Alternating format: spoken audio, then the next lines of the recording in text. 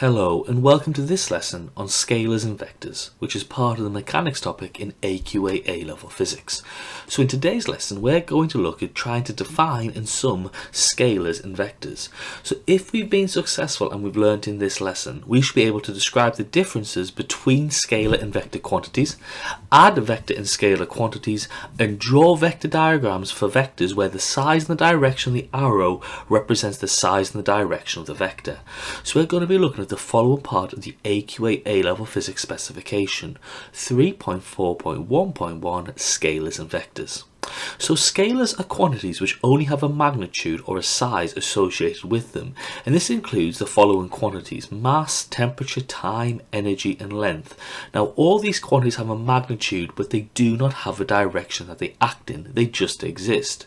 Now vectors are quantities which have a magnitude and a direction associated with them. So this includes the following quantities: things like weight, momentum, velocity, force, acceleration. So all these quantities have a magnitude and a direction they act in. So to recap, scalars are quantities which have only a magnitude or size associated with them, whilst vectors are quantities which have a magnitude and a direction associated with them. So we've got to treat these concepts differently, both mathematically and conceptually. Now it's important to note that some quantities have both a scalar and a vector counterpart. So in these examples, the vector is a scalar with a direction added. So the most common examples will be speed being a scalar and velocity being the vector counterpart, and distance travelled being the scalar and displacement being the vector counterpart. So these vectors are scalar values with a direction included in the answer. Now the easiest way to add a direction is to place a plus or a minus sign in front of the value. So for example, plus 20 meters per second and minus 20 meters per second show velocities where the objects are moving in opposite directions. Now the direction of a vector can also be given as an angle from either the vertical or the horizontal axes, and the direction of a vector can also be given as a bearing. Now remember, bearings always measure the angles clockwise from the north. So in physics there are two types of quantities: scalars such as speed, which have a magnitude but no direction associated with them, so they can be fully described by only a number and a unit, for example 8 meters per second. Now a vector is a quantity which is only fully specified when a magnitude and a direction are given. Now it's not sufficient to know that a force has a magnitude of 300 newtons, we need to state the direction in which the force acts in. So for example, a force of 300 newtons acting horizontally in a direction 30 degrees east of north. So like we said, you've got scalars, which are things like mass, temperature, time, distance, speed and energy, and you've got vectors, things like displacement, force, velocity, acceleration and momentum. Now to add any two vectors, you must draw what we call a scale diagram. Now these diagrams accurately show the size and the direction of an overall vector. So you can see in this particular diagram, this is an example of a scale diagram. Now the overall vector can sometimes be called the resultant vector, and the resultant vector is the sum of the first vector and the second vector, because remember, resultant in physics means the overall or the observed value. Now you can't just add vectors to each other, so the resultant vector is the straight line distance from the start of this diagram to the finish. So to draw a scale diagram, the first thing you've got to do is set a scale to your work. So for example, you may say 1 square on this page is equal to 1 Newton. So you draw in the first vector with the correct length and direction. Remember to draw the arrowhead of your vector, that's very important. Now you would then draw the second vector with the correct length and the direction. Now it's important that you place the tail of this vector at the head of the previous vector. Another name actually for a scale diagram is a head to tail diagram, because it's the head of one vector touching the tail of the other. Now you can see that here. Then the resultant vector is the tail of the vector 1 to the head of vector 2, the start of the diagram to the end of the diagram. So it's very important you would draw that in and draw the arrowhead of your vector. You will then measure the length of the vector with a ruler and then the angle with the protractor. You'll convert the length of your resultant vector back into the scale by using your conversion. Now again, when you're given your angle, remember to give your angle to start from where the angle is measured from. So either say that it's an angle from the horizontal or from the vertical. Now in most cases it's easier to measure the angle from the vertical as opposed to the horizontal, but not in every case. So, just to clarify, to add vectors, you must draw a scale diagram. Now these diagrams accurately show the size and the direction of the overall vector. So you've got to set a scale to your work. Draw the first vector with the correct length and direction, then draw the second vector with the correct length and direction, placing the tail of this vector at the head of the previous vector. The resultant vector is from the tail of vector 1 to the head of vector 2. You would then measure the length of the vector with a ruler and the angle with the protractor and convert values back with your scale. Now you may have realised in the previous example we've drawn a right angle triangle with the two vectors. So this means you could actually calculate the length of the resultant vector with the theory of Pythagoras and calculate the angle of the vector using trigonometry. But this can only work if the two vectors are perpendicular to each other. So from Pythagoras you can say that the resultant vector squared is equal to vector 1 squared plus vector 2 squared, and that the angle is that tan of the angle is vector 2 over vector 1. Now this comes from SOHCAHTOA. For any right angle triangle where you know the two sides, you can work out the size of the angle, because you can say sine theta is equal to opposite over hypotenuse, cos theta is equal to adjacent over hypotenuse, and tan theta is equal to opposite over adjacent. Now, like we mentioned before, the Pythagoras method can only be used if the two vectors are at right angles to each other. But you can use this information if you do have your two vectors perpendicular to each other to work out the size of the resultant vector and the angle of that resultant vector.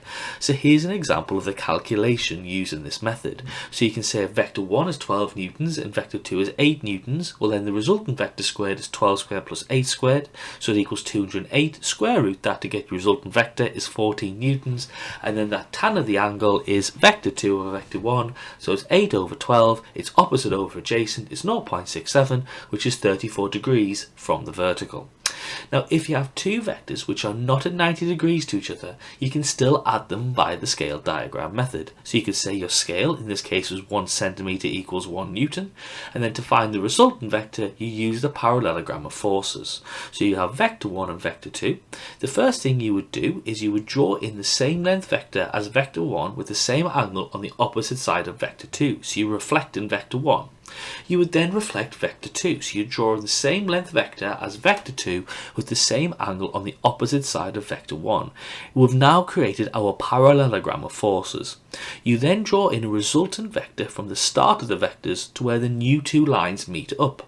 Then to find the size of the resultant vector, you measure the vector with a ruler and then convert it to a value with a scale. So to find the direction of the resultant vector, you would then measure the angle with a protractor.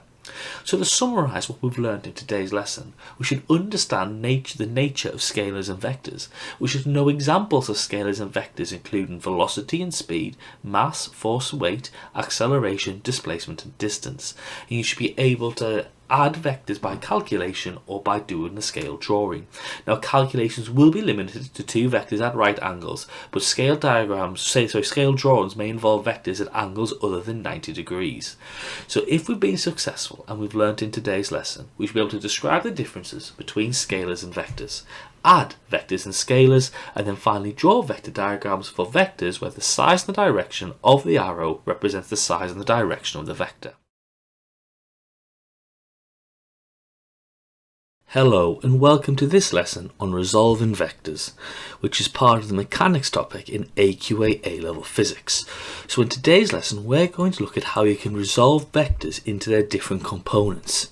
So if we've been successful and we've learned in today's lesson, we should be able to describe vector quantities, detail how to represent vector quantities, and explain how to resolve resultant vectors into both horizontal and vertical components, which links into the following part of the AQA A-level physics specification 3.4.1.1 scalars and vectors. Now, it's just as possible to add two vectors together to get a resultant vector. It is also just as easily possible to break that resultant vector into its perpendicular components. Now, this makes it easy to describe the motion of an object and to do relevant calculations. So you can break your resultant vector into vertical components and horizontal components, and you can apply this to many different situations in the real world. So if we consider a resultant vector, now a single force such as a resultant vector can always be resolved into two component forces at right angles to each other.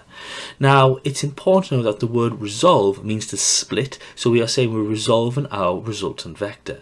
So the two component values will add together to give the same effect as the single resultant value. So this single resultant vector can be resolved into both horizontal and vertical components. Now, we can think about the effects of each component separately because we say that the perpendicular components are independent of one another. That's because the two components are in 90 degrees to each other, and so therefore a change in one will not affect the other. So like if we consider our resultant vector, we can say here that our resultant vector is denoted as f, and it's an angle phi from the vertical and an angle theta from the horizontal. So the resultant vector can be thought of in its vertical component fy and its horizontal component fx. So we know from the Pythagorean theorem f squared equals fy squared plus fx squared. Now we can express these components with the following equations. Now just note before we look into the derivation, I've swapped the position of the vertical axis to allow you to see this concept is just the same as a triangle that we've been looking at previously. So in this process, you must use the angle produced by the vectors and not the direction reference. So you've got to look at the angle that you're using very carefully. So we can say that our horizontal component fx is equal to f cos theta, and our vertical component is equal to f sine theta. Now these are both derived from trigonometry, so we can say that sine theta is opposite over hypotenuse, so therefore sine theta equals fy over f, so therefore we can rearrange it to make fy the subject, so we can say fy is equal to f sine theta. So it comes from our trigonometry ratios. Now we can also do this for the horizontal component and say that, well, cos theta is equal to adjacent over hypotenuse, once again from our trigonometry ratios, and therefore we can say cos theta is equal to fx over f, so we can rearrange it and make fx the subject and say fx equals f cos theta. Now if you're unsure as to which component of the force is either cos theta or sine theta, just remember that the cos theta is always the adjacent side of the right angle triangle because you're making a cos sandwich as shown in this particular diagram. Now, we can actually use these equations to calculate horizontal and vertical components. So for example, we could say that the resultant vector is 10 newtons at an angle of 40 degrees from the horizontal. So therefore, what's our horizontal and vertical components? Well, we can say that it's made up of therefore two vectors, one of 6.4 newtons up, because we say fy is equal to f sine theta, so it's 10 sine 40, so it's 6.4 newtons, and 7.7 newtons to the right, because fx is equal to f cos theta, so it's 10 cos 40, which is 7.7 newtons. Now it's important to note that the two component values added together will give the same effect as the single resultant value, because remember, for vectors you don't add directly to form the resultant because you're considering the direction of the vector. So as we just recap, our vector can be separated into perpendicular components given only its magnitude and its angle from one of its component axes, but you'd have to use the idea of trigonometry. So for example, what are the horizontal and vertical components of a vector with a magnitude of 6 meters per second and a direction of 60 degrees from the horizontal? So therefore, if we wanted to work it out in the horizontal, we can say that the horizontal is equal to f cos theta, so it's 6 cos 60, which is equal to 3 meters per second to the right, while whilst vertically we can say that it's equal to F sine theta, so it's 6 sine 60, so it's 5.2 meters per second upwards. So you've now got your two component values, and the two component values added together give the same effect as a single resultant value. Again, they don't add directly because you've got to consider their direction. Now we can also resolve vectors by scale diagram methods. So if you look at the scale of a scale diagram, you will produce a right angled triangle with the resultant vector as the hypotenuse. You would then measure the length of the vertical vector with a ruler and convert it to a value via the scale. Then you would measure the length of the horizontal vector with a ruler and convert it to a value via the scale. So you can use this method as well to work out your horizontal and vertical components. Now again, remember that the two components added together give the same effect as the single resultant force because they don't add directly. Now you should always resolve vectors in the directions that make the most sense for the situation, because if you have an object on a slope, you should choose the directions along the slope and at right angles to it. So here, for example, when this trolley is released, it accelerates down the ramp. This happens because of the weight of the trolley acting downwards. So this weight acts vertically downwards, although it by itself does not determine the resultant motion. However, the weight has a component which acts down the slope. So by calculating the component of the trolley's weight down the slope, we can determine its acceleration. Now this indicates why resolving forces is so useful, because two perpendicular components of a vector will not affect each other, which means you can deal with the two directions separately. So to simplify the situation, we'll assume there's no friction and there's no resistive forces. So the two forces acting on the trolley are the weight of the trolley, which acts vertically downwards, and N, the contact force of the ramp, which acts at right angles to the ramp. So therefore we can see from this diagram that the forces cannot be balanced because they're not acting in the same straight line. N and W are not in the same plane. So to find the component of W down the slope, we need to know both the angle between W and the slope. So the slope makes an angle theta with the horizontal, and from the diagram we can see that the angle between the weight and the ramp is 90 degrees minus this theta. So therefore we can say that the component of W down the slope is going to be W 90 minus theta, which is going to just be sine theta because sine and cos work like that. So therefore the component of weight down the slope is W sine theta. And then the angle between N and the slope is 90 degrees because it's at right angles to the slope. So the component of N down the slope is going to be N cos 90 because it's N cos theta. Now cos 90 is equal to 0. So therefore N times by 0 equals 0. So this tells us that the value of N in this case down the slope is equal to 0. So N has no component down the slope. So the trolley runs down the slope because of the influence of its weight, not because it's being pushed by the contact force N. Now this shows us why it's so useful to think in terms of components of forces and resolve resultants into their horizontal and vertical components. Because if we didn't even know the value of N, okay, it wouldn't make a difference for us working out what the acceleration down the slope is because N has no effect on the slope. So therefore we can ignore it. So if we've learned in today's lesson, we should be able to understand the resolution of vectors into two components at right angles to each other. Now examples should include the components of forces along and perpendicular to inclined planes, and that problems may be solved by either using the use of resolved forces or the use of a closed triangle. So if we've been successful and we've learned in today's lesson, we should be able to describe vector quantities, detail how to represent vectors, and explain how the resultant vectors can be resolved into horizontal and vertical components.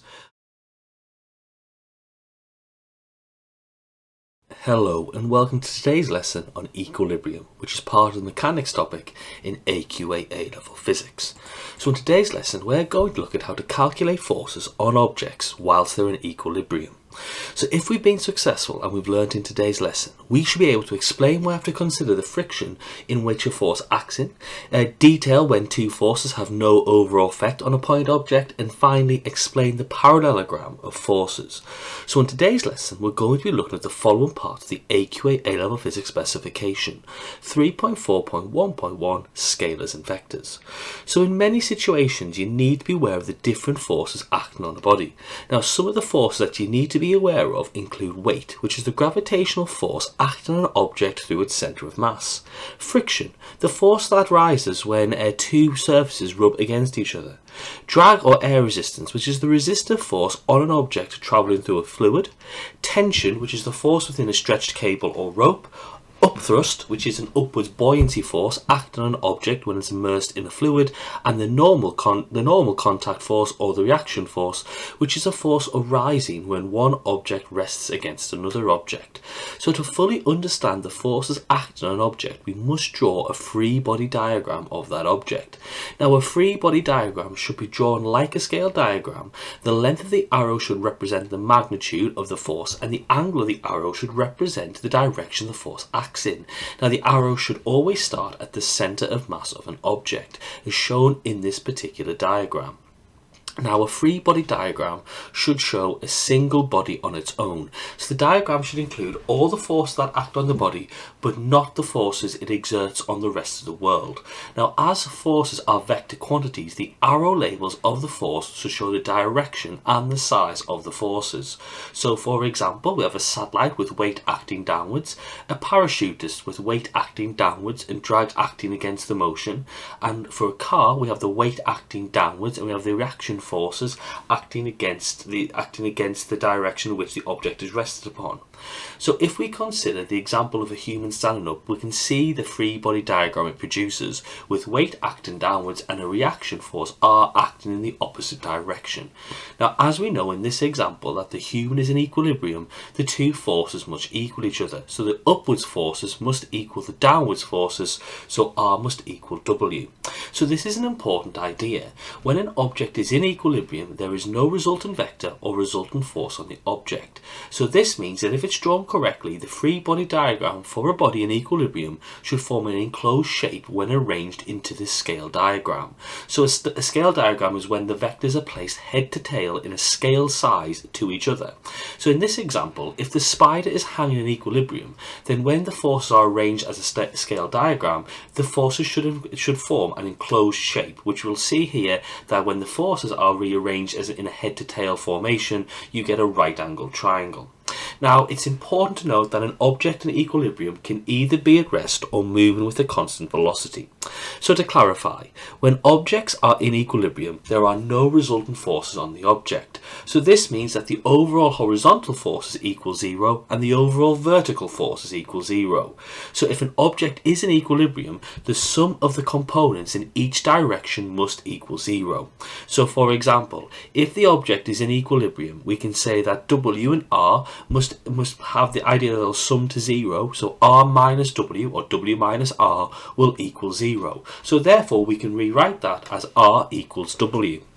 And again, if the object is in equilibrium, we can say that the forces of T and D must sum to equal 0. So T minus D equals 0 or D minus T equals 0. So we can rewrite that as T equals D. So when asked to calculate the force on an object in equilibrium, you've got to carry out the following procedure. The first step will be to draw a free body diagram of the object. Then the second step will be to identify the forces acting in either just the vertical or just the horizontal directions.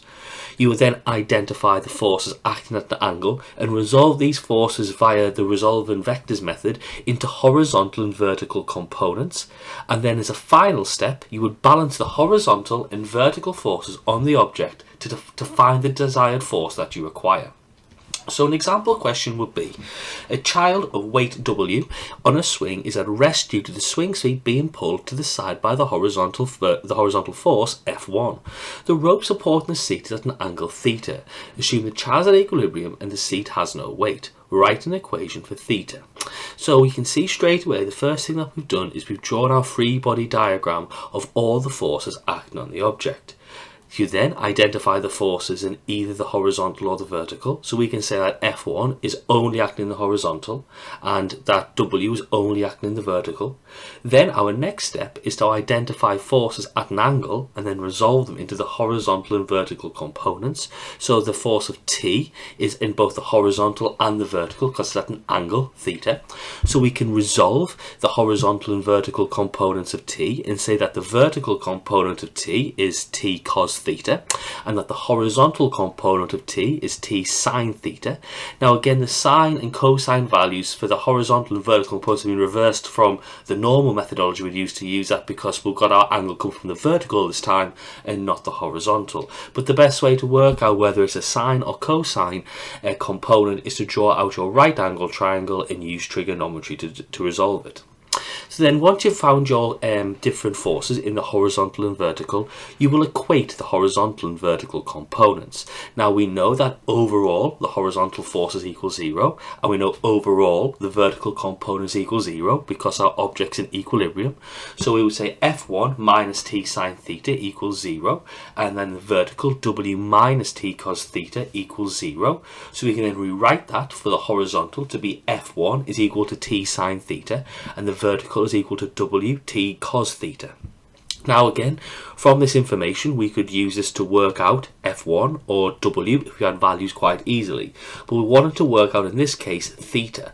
So you'll notice straight away we've got sine theta and cos theta in the horizontal and vertical, so we can use our trick of doing tan theta equals sine theta over cos theta by saying F1 over W is equal to t sine theta over t cos theta. The two t's cancel through, and then sine theta over cos theta becomes tan theta. So therefore we can say tan theta is equal to F1 over W. So therefore theta is going to equal to tan to the minus 1 F1 over W to get our equation out for theta. So to summarise what we've learnt in today's lesson, we understand the conditions for equilibrium for 2 or 3 coplanar forces acting at a point, and appreciation of the meaning of equilibrium in the context of an object at rest or moving with constant velocity. So if we've been successful and we've learnt in today's lesson, we should be able to explain why we have to consider the friction and the direction in which the force acts in, detail when two forces have no overall effect on a point object, and explain the parallelogram of forces that can be produced. Hello and welcome to this lesson on moments, which is part of the mechanics topic in AQA A-level physics. So in today's lesson we're going to be looking at moments and how to be able to calculate moments on objects. So if we've been successful and we've learnt in today's lesson, we should be able to describe the conditions under which a force produces a turning effect, describe the support force on a pivoted body, and understand the forces and moments on a body in equilibrium. So in today's lesson we're going to be looking at the following part of the AQA A-level physics specification 3.4.1.2 moments. So in previous lessons on forces we've looked at things such as linear forces. So these are forces which make objects accelerate in straight lines. So a linear force will cause an object to accelerate in a straight line. So it's causing an acceleration by changing speed. But in our upcoming lessons on forces we're going to be looking at rotational forces.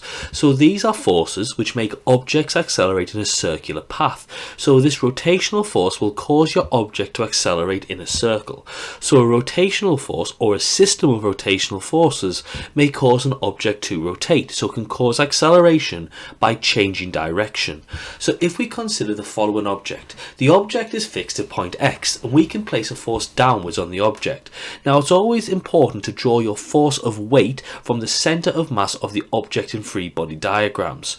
So we call the fixed point on an object the pivot or the fulcrum, and an example of this is when the point at where an object is screwed to a wall. So in this example, point X is the fulcrum or the pivot. Now whilst the force here is acting vertically downwards on the object, it is weight, in reality the object will rotate due to this force. This is due to the object being fixed in a position at a point.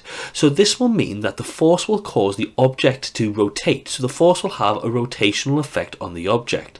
So whilst, like we said, the force is acting vertically downwards on the object, in reality the force will cause the object to rotate. So the resultant force is causing the object to accelerate by changing its direction. So the effect of a force causing rotation, or a turning effect, is known as the moment of the force. Now the moment of a force depends on two quantities: the magnitude of the force, so the bigger the force the greater its moment, and the perpendicular distance of the force from the pivot. The further the force acts from the pivot, the greater its moment. So we can combine these two ideas and we can use this to calculate the moment of a force with the following equation, that the moment is equal to the force times by the perpendicular distance from the pivot. Now the perpendicular distance is the distance of the parallel line between the force, which is linked into the line of action, and the pivot. So it's better to say that the perpendicular distance is the distance of the parallel line between the line of action of the force and the pivot. So it's extremely important that when you are using this equation that you will always use the perpendicular distance that the line of action is away from the pivot. Now the units of moments are a combination of the units of force and distance, since the two values are multiplied in the equation. So whilst forces are measured in newtons and the perpendicular distance from the pivot is measured in meters, our unit for the moment is the Newton meter. Now moments are vectors as they're making an object rotate. So when calculating moments, you must state the direction that the moment causes rotation in. So the effect of a force causing an object to rotate is called a moment, or the torque. Now the point at which an object rotates is called the pivot or the fulcrum. So we can calculate a moment with the following equation, that the moments in Newton meters equals the force in newtons times by the perpendicular distance from the pivot in meters. And the force in this equation must be the vertical force acting on the object. So if the force is acting at an angle, then the vertical component of the force must be found. So for example, it could be F sine theta. Now note, we can also calculate the moment of a force about any point, not just the pivot. However, in solving problems, it's often most convenient to take moments about the pivot, as there's often an unknown force acting through the pivot, its contact force on the object. And because moment is force times by distance from the pivot, if we take it from the pivot, the distance will equal 0, so we don't have to consider that force. Now we can use the idea of a moment of a force to solve two sorts of problems. Firstly, we can check whether an object will remain balanced or will start to rotate, and we can calculate an unknown force or distance if we know that the object is balanced and therefore in equilibrium. So we can get objects which rotate about a pivot to balance. So we'll consider the following object which is balanced on the pivot. So this happens when the multiple forces and the moments are acting on the body, and the physics behind getting an object to balance is called the principle of moments. So these forces on the objects, you can see here, will also produce moments on either side of the pivot. That's because the object is fixed about the pivot, so that these forces acting on the object will cause a rotational motion. Now when the object balances, the moments equal each other on either side of the pivot. This means that the moments will cancel each other out because the rotation they're producing are in opposite directions, which is why it's so crucial to remember that moments are vectors. So it means that ultimately, mathematically, one moment is going to be a positive value and the other moment is a negative value.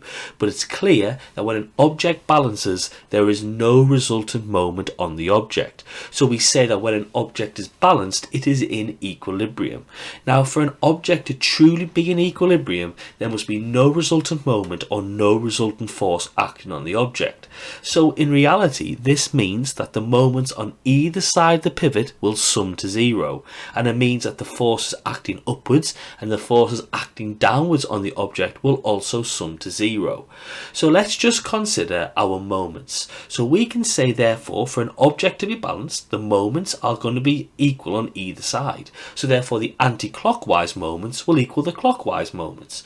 So if we completely focus on the moments for this idea, we can derive an equation, and we can say that the anti-clockwise moment, which is going to be force times by distance for that particular force, will equal the clockwise moment, which will be the force times by distance of that particular force.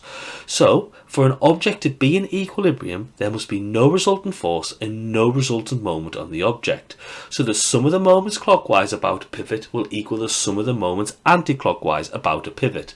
So the force clockwise times by the distance clockwise will equal the force anti-clockwise times by the distance anti-clockwise. So we can write it as the following. Now please do note, if there's more than one force on either side of the pivot, you would work out the moments individually clockwise and individually anti-clockwise, and then sum all the anti-clockwise moments together and sum all the clockwise moments together, and then work out the final value as shown in the diagram on the screen. So let's have an example of a moments calculation. So here you've got one moment acting anti-clockwise and one moment acting clockwise for a balanced object, so you can find the force causing the anti-clockwise moment. So we can say that the anti-clockwise moment is equal to the clockwise moment, so force 1 times by distance 1 equals force 2 times by distance 2. So we put in our values from the situation. We say F1 times by 6 equals 10 times by 4, so therefore we can say 6F1 equals 40, so therefore F1 equals 40 over 6, which is 6.7 newtons. So it's important that when you're answering these types of questions, you write out the equation, you then place the values into the equation, you can work through the values and rearrange where needed, then you give your answer to the same significant figures as those given in the question with the correct units. So another example of a moment's calculation is for you to find the distance between the pivot and the force causing the anti-clockwise moment when this object is balanced.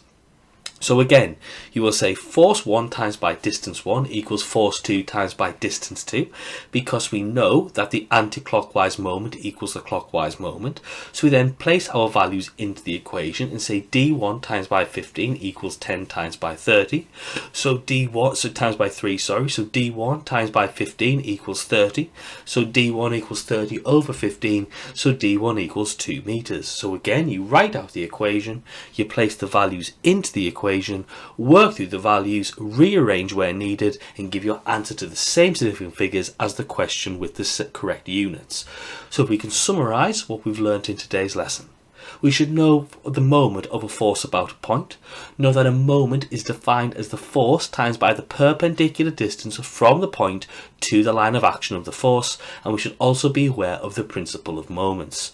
So if we've been successful and we've learnt in today's lesson, we should be able to describe the conditions under which a force produces a turning effect, describe the support force on a pivoted body, and understand the forces and moments on a body in equilibrium. Hello and welcome to today's lesson on couples, which is part of the mechanics topic in AQA A-level physics. So in today's lesson we're going to try to calculate properties of couples based on the equilibrium laws. So if we've been successful and learned in today's lesson, we should be able to describe the support force on a pivoted body, understand the forces and moments on a body in equilibrium, and explain what is meant by a couple. So we're looking at the following part of the AQA A-level physics specification on mechanics, which is 3.4.1.2 moments. So a couple is a pair of forces acting on a body that are of equal magnitude in opposite direction, acting parallel to one another but not along the same line. So forces acting in this way will produce a turning force or a moment. Now the torque of a couple is the rotation force or the moment produced. So the forces on this beam shown here are a couple, and they will produce a moment or torque which will cause the beam to rotate. So if the object is in equilibrium, then the moments and forces in a couple are balanced. So to clarify, a couple is a pair of forces of equal size which act parallel to each other but in opposite directions, as shown in the following diagram here. Now a couple has no resultant linear force because the two forces will cancel each other out, but a couple does have a turning effect, a moment, as they're acting in the same direction. So in this case you can see that the moment produced is going to cause this object to rotate anti-clockwise because they're going to cause that anti-clockwise rotation. So the size of the moment depends on the size of the forces and the distance between them. So the moment of the couple is equal to the force times by the perpendicular distance between the lines of action of the two forces. So in this case the moment is equal to force times by d, the distance. Now as we mentioned before, a couple is a pair of forces of equal size which act parallel to each other but in opposite directions. So the moment is determined by the perpendicular distances between the lines of action of the two forces. So this means that the horizontal component of the displacement of that perpendicular distance needs to be calculated if a couple is at an angle as shown in this diagram. So to answer questions on couples, you should use the following technique. So the first thing to do is to identify the forces on the objects causing moments, and if acting at an angle, ensure the force is resolved into the horizontal and the vertical. The second step is to always include the weight from the centre of mass if not explicitly stated. You then will take the moments about one point and ensure that this point is where a force is and ignore that force. Equate the anti-clockwise and clockwise moments, or the up-down moments, and then solve the equation based on this. Now, the force that we ignored previously can be calculated by using the equilibrium principle that force up equals force down. So if we consider the following object on this screen, the two forces balance each other. So you can see there's 15 newtons acting upwards and 15 newtons acting downwards. So the wheel will not move up, down or sideways, because in that instance the two forces cancel each other out. However, the wheel is not in equilibrium because these pairs of forces will cause it to rotate. So there's a resultant moment. So we say that the pair of forces act as a couple. So a couple, like we said, has a turning effect, but does not cause an object to accelerate by changing speed, but by rather changing direction. So to form a couple, the two forces must be equal in magnitude, parallel but in the opposite direction, and separated by a distance d. Now, like we said before, the turning effect or the moment of a couple is known as its torque, and we can calculate the torque of the wheel in this case by adding the moments of each force about the center of the wheel. So in this case we can say the torque of the couple is 15, the force, times by the distance to the center, which is 0.2, plus the moment of the other force, which is 15 times by 0.2, which you can see is 6 Newton meters. We could have also found the same result by multiplying just one of the forces by the perpendicular distance between them. So the torque of the couple is 15 times by 0.4, the distance between that separates the lines of action of the two forces. Okay, so we 15 times by 0.4, which is 6 Newton meters. So to summarise what we've covered in today's lesson, we should know that the moment of a force about a point and understand what that is. Understand that a moment is defined as force times by perpendicular distance from the point to the line of action of the force. We should understand the principle of moments and understand a couple as a pair of equal and opposite coplanar forces which cause an overall turning effect on an object. So if we've been successful and we've learned in today's lesson, we should be able to describe the support force on a pivoted body, understand the forces and moments on a body in equilibrium, and explain what is meant by a couple. Hello and welcome to this lesson on the centre of mass, which is part of the mechanics topic in AQA A-level physics. So in today's lesson we're going to understand what is meant by the term centre of mass. So if we've been successful and we've learned in today's lesson, we can understand what is meant by the centre of mass of an object, understand that the centre of mass of a uniform regular solid is at its centre, and explain the link between the centre of mass and stability. So we're going to be looking at the following part of the AQA A-level physics specification 3.4.1.2 moments. So the centre of mass is where we assume all of the mass and the weight of an object to be concentrated, as shown in the following diagram. Now here, if the object has a uniform density, we would assume the centre of mass to be in the centre of the object. Now at the centre of mass we draw a vector representing the weight, and this always acts towards the centre of the earth, and we call this the line of action. Now on a force diagram, the weight of an object must be drawn at the centre of mass regardless of the object. This happens because we assume all of the mass to be at this point, so it means that all of the weight is assumed to be found at this point. So it's very important that you do not draw your weight acting at a different place compared to the centre of mass. So on the screen now you can see an incorrect force diagram because our line of action of our weight is not acting from the centre of mass. Same here. Same here, but here we have a correct force diagram because our line of action is now acting vertically down from the centre of mass of the object. Now if the centre of mass is at the centre of the object, the forces either side of it are the same, so therefore the forces are balanced in the object. Now as we assume all of the weight acts from the centre of mass, this would mean that the body is in equilibrium. Therefore at the centre of mass, the forces on an object either side of it are balanced. So therefore at the centre of mass, the turning forces or the moments on an object either side of it are balanced. So what this means is that at the centre of mass, the body will always be balanced. So if the centre of mass and the line of action of the weight are inside an object's base, it means it is balanced. Now this is a very important idea, because if the line of action is inside the base of an object, we know our object will be stable and will not fall over. This is because if this is the case, the forces and the moments acting on the object are balanced. There's no resultant force causing the object to topple over. However, if the line of action is outside the base of the object is unstable and will fall over. So this can happen when an object is tilted. So now the moments are not balanced, there's a resultant moment on the object, and this will cause an object to topple over. Now the centre of mass of an object is the point located at the object's average position of all the particles of mass that make up the object. So the average position of all the particles of mass of an object will be the geometric centre of the object only if the object is symmetrical in 3 dimensions and homogeneous. What we mean by that is that it has the same density at all points inside the object. Now for other objects, the centre of mass will not be the geometric centre and can even be outside the object or in an area of the object which has no mass inside of it. So for example, in a hole in the object. Now we must be aware of how to find the centre of masses of different objects. So there are different ways to find the centre of mass of an object. Now for all objects, the centre of mass is directly below a point where the object can be freely balanced.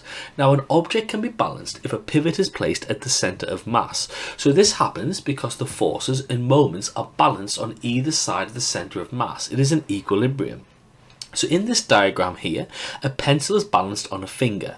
So we can see that where it is balanced, the forces and moments on either side of this balance point or pivot must equal each other. So therefore the centre of mass must lie in the same plane as where the object freely balances. So we can then draw a line of action down from the pivot.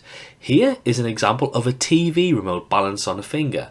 Once again, the centre of mass must lie in the same plane as where the object freely balances. So again, our line of action is drawn down from the pivot. Here, a can is balanced on a finger. So again, the centre of mass must lie in the same place as where an object freely balances. So the line of action is always drawn down from the pivot or balance point. So if you try to balance an object on your finger, you can work out where the centre of mass is by the point at which it balances upon.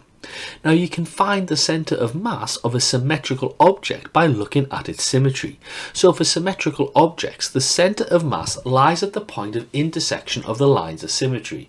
So if we look at this particular object here, we can see different lines of symmetry in our square. So you would draw in a number of lines of symmetry in the object, at least 3 or 4, and where they intersect or cross, that is where your centre of mass will be. So you can see for this square, it is in the dead centre. Now the third way in which to find the centre of mass of an object is when an object is suspended and hanging freely in equilibrium, the centre of mass is directly beneath the point of suspension. So in this example, an object is freely hung, so in this example of a hanging basket. So the centre of mass must lie somewhere in the plane of the point of suspension, and you can see this with our line of action because it's always directly below where an object is freely hung. So the centre of mass must be directly below where an object can hang freely, so where an object hangs when nothing else is providing a force. So to find exactly where the centre of mass of the object is, you must hang it freely from several different places and draw down a line of action for each and see where they intersect or cross. So to clarify, there are 3 different methods to find the centre of mass of an object. So for all objects, the centre of mass is directly below a point where the object can freely balance upon. For symmetrical objects, the centre of mass lies at the point of intersection of lines of symmetry, and when an object is suspended and hanging freely in equilibrium, the centre of mass is directly beneath the point of suspension.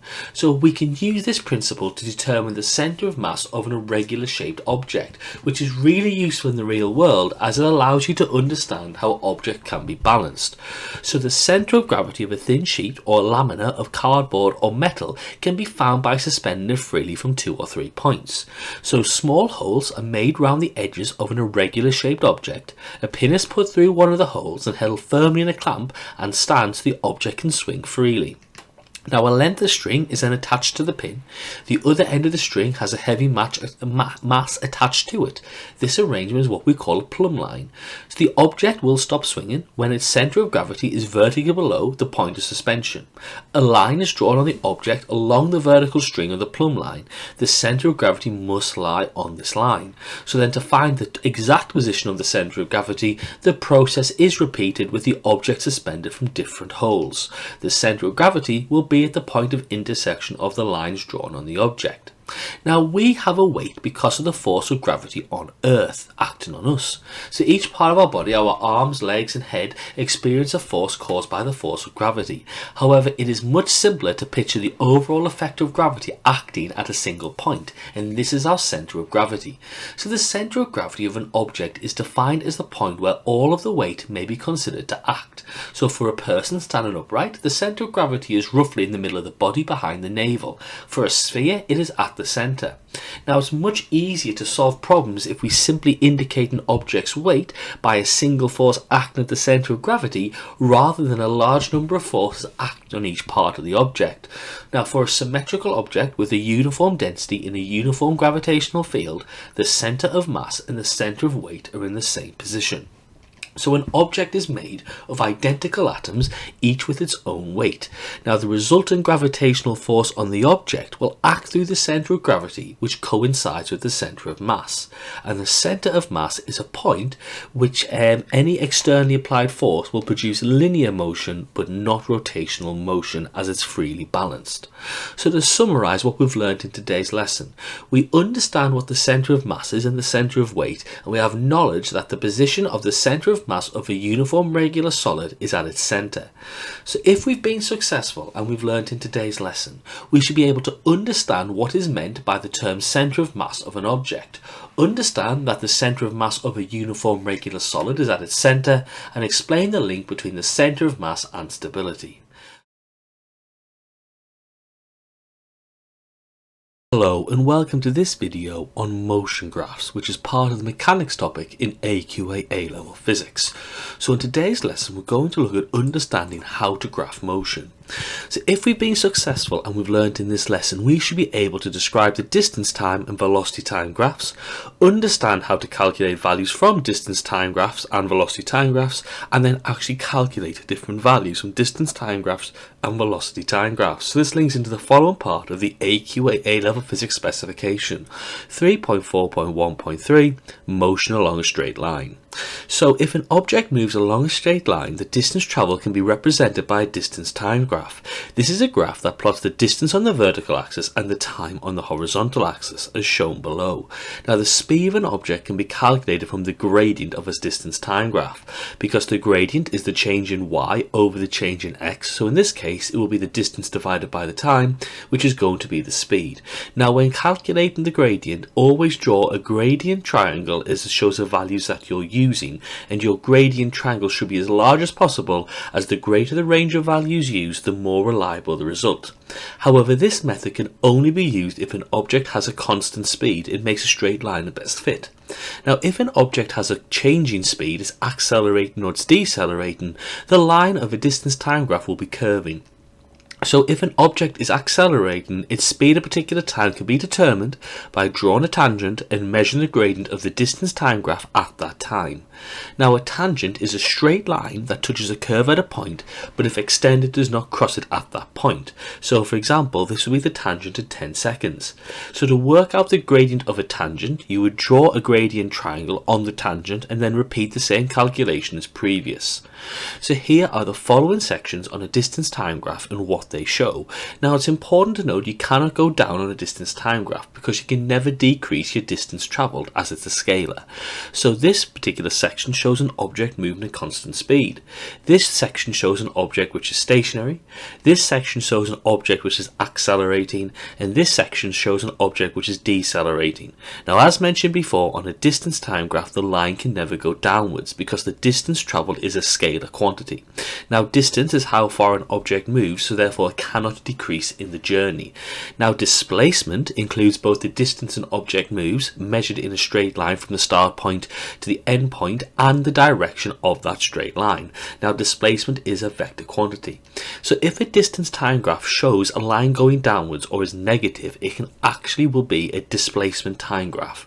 So there is a clear difference between the distance travelled by an object and the object's displacement. Distance travelled is a scalar quantity. It's a measure of the total length you have moved, whilst displacement is a vector quantity. It's a measure of the straight line distance from the starting position. Both of these values are measured in meters. Now distance is given the symbol d and displacement is given the symbol s. Now displacement can be expressed in terms of a magnitude and a direction. Now the direction can be given as either a plus value or a negative value. Now this leads into the concept of velocity and speed. So the velocity of an object is its speed in a given direction. Velocity is a vector quantity, and velocity is the rate of change in displacement of an object. And we can represent the velocity's direction with a positive or negative sign, and velocity is the change in displacement over the change in time. By contrast, speed is a scalar quantity. Speed is the rate of change in distance of an object, with speed being the change in distance travelled divided by the change in time. Now speed does not have a direction, so must always be a positive value. So velocity is the speed of an object with the direction, or you can say it's the change in displacement. Now any quantity in physics with a direction we know is called a vector, and we can illustrate the velocity by either stating the direction of travel or with a plus or negative sign. Now if an object is moving in a circle, it can have a constant speed, but it must have a changing velocity, because velocity is a speed in a given direction. So if an object is moving in a circle, then it's changing direction, which therefore means it is changing velocity, so our object is accelerating. Now we can show how the velocity changes in a journey with the velocity time graph. Here the velocity is placed on the y-axis and the time is placed on the x-axis, as shown below. Now the gradient is the change in the y divided by the change in the x, which is the change in velocity divided by the change in the time, which is known as our acceleration. So the gradient of the line in a velocity time graph is the acceleration. Now if an object is changing its rate of acceleration, the line of the velocity time graph will be curving. So if an object is changing its rate of acceleration, its acceleration at any particular time can be determined by drawing a tangent and measuring the gradient of the velocity time graph at that time. So again, our tangent is a straight line that touches the curve at a point, but if extended does not cross at that point. So to work out the gradient of the tangent, you draw the gradient triangle on the tangent and repeat the same calculation as previous. So we know the following sections on the velocity time graph represent the following types of motion. So you can see on the green section, it's a constant acceleration. So if a line has a constant gradient upwards, it must be constantly increasing its velocity, so the object has a constant acceleration. Here our line is flat, but the velocity is not changing. This means that it's maintaining the same velocity. Now if the line is flat and stationary, it can only happen if the flat line is along the x-axis, because you'll have a constant velocity of 0. Now if a line has a constant gradient downwards, it must be constantly decreasing its velocity, so the object has constant deceleration. Now if if the line is below the x-axis, it means the object has a negative velocity. So a negative in a vector means the object is travelling in the opposite direction. So we have constant acceleration in the opposite direction. Now if you calculate the acceleration of an object and it's negative, it could either be deceleration or it could be acceleration in the opposite direction. So to work out which one it is, you must interpret the velocity time graph or look at the object's motion. So you can see here the different sections of a velocity time graph. Now it's important to note the area under a graph is always the y-axis value multiplied by the x-axis.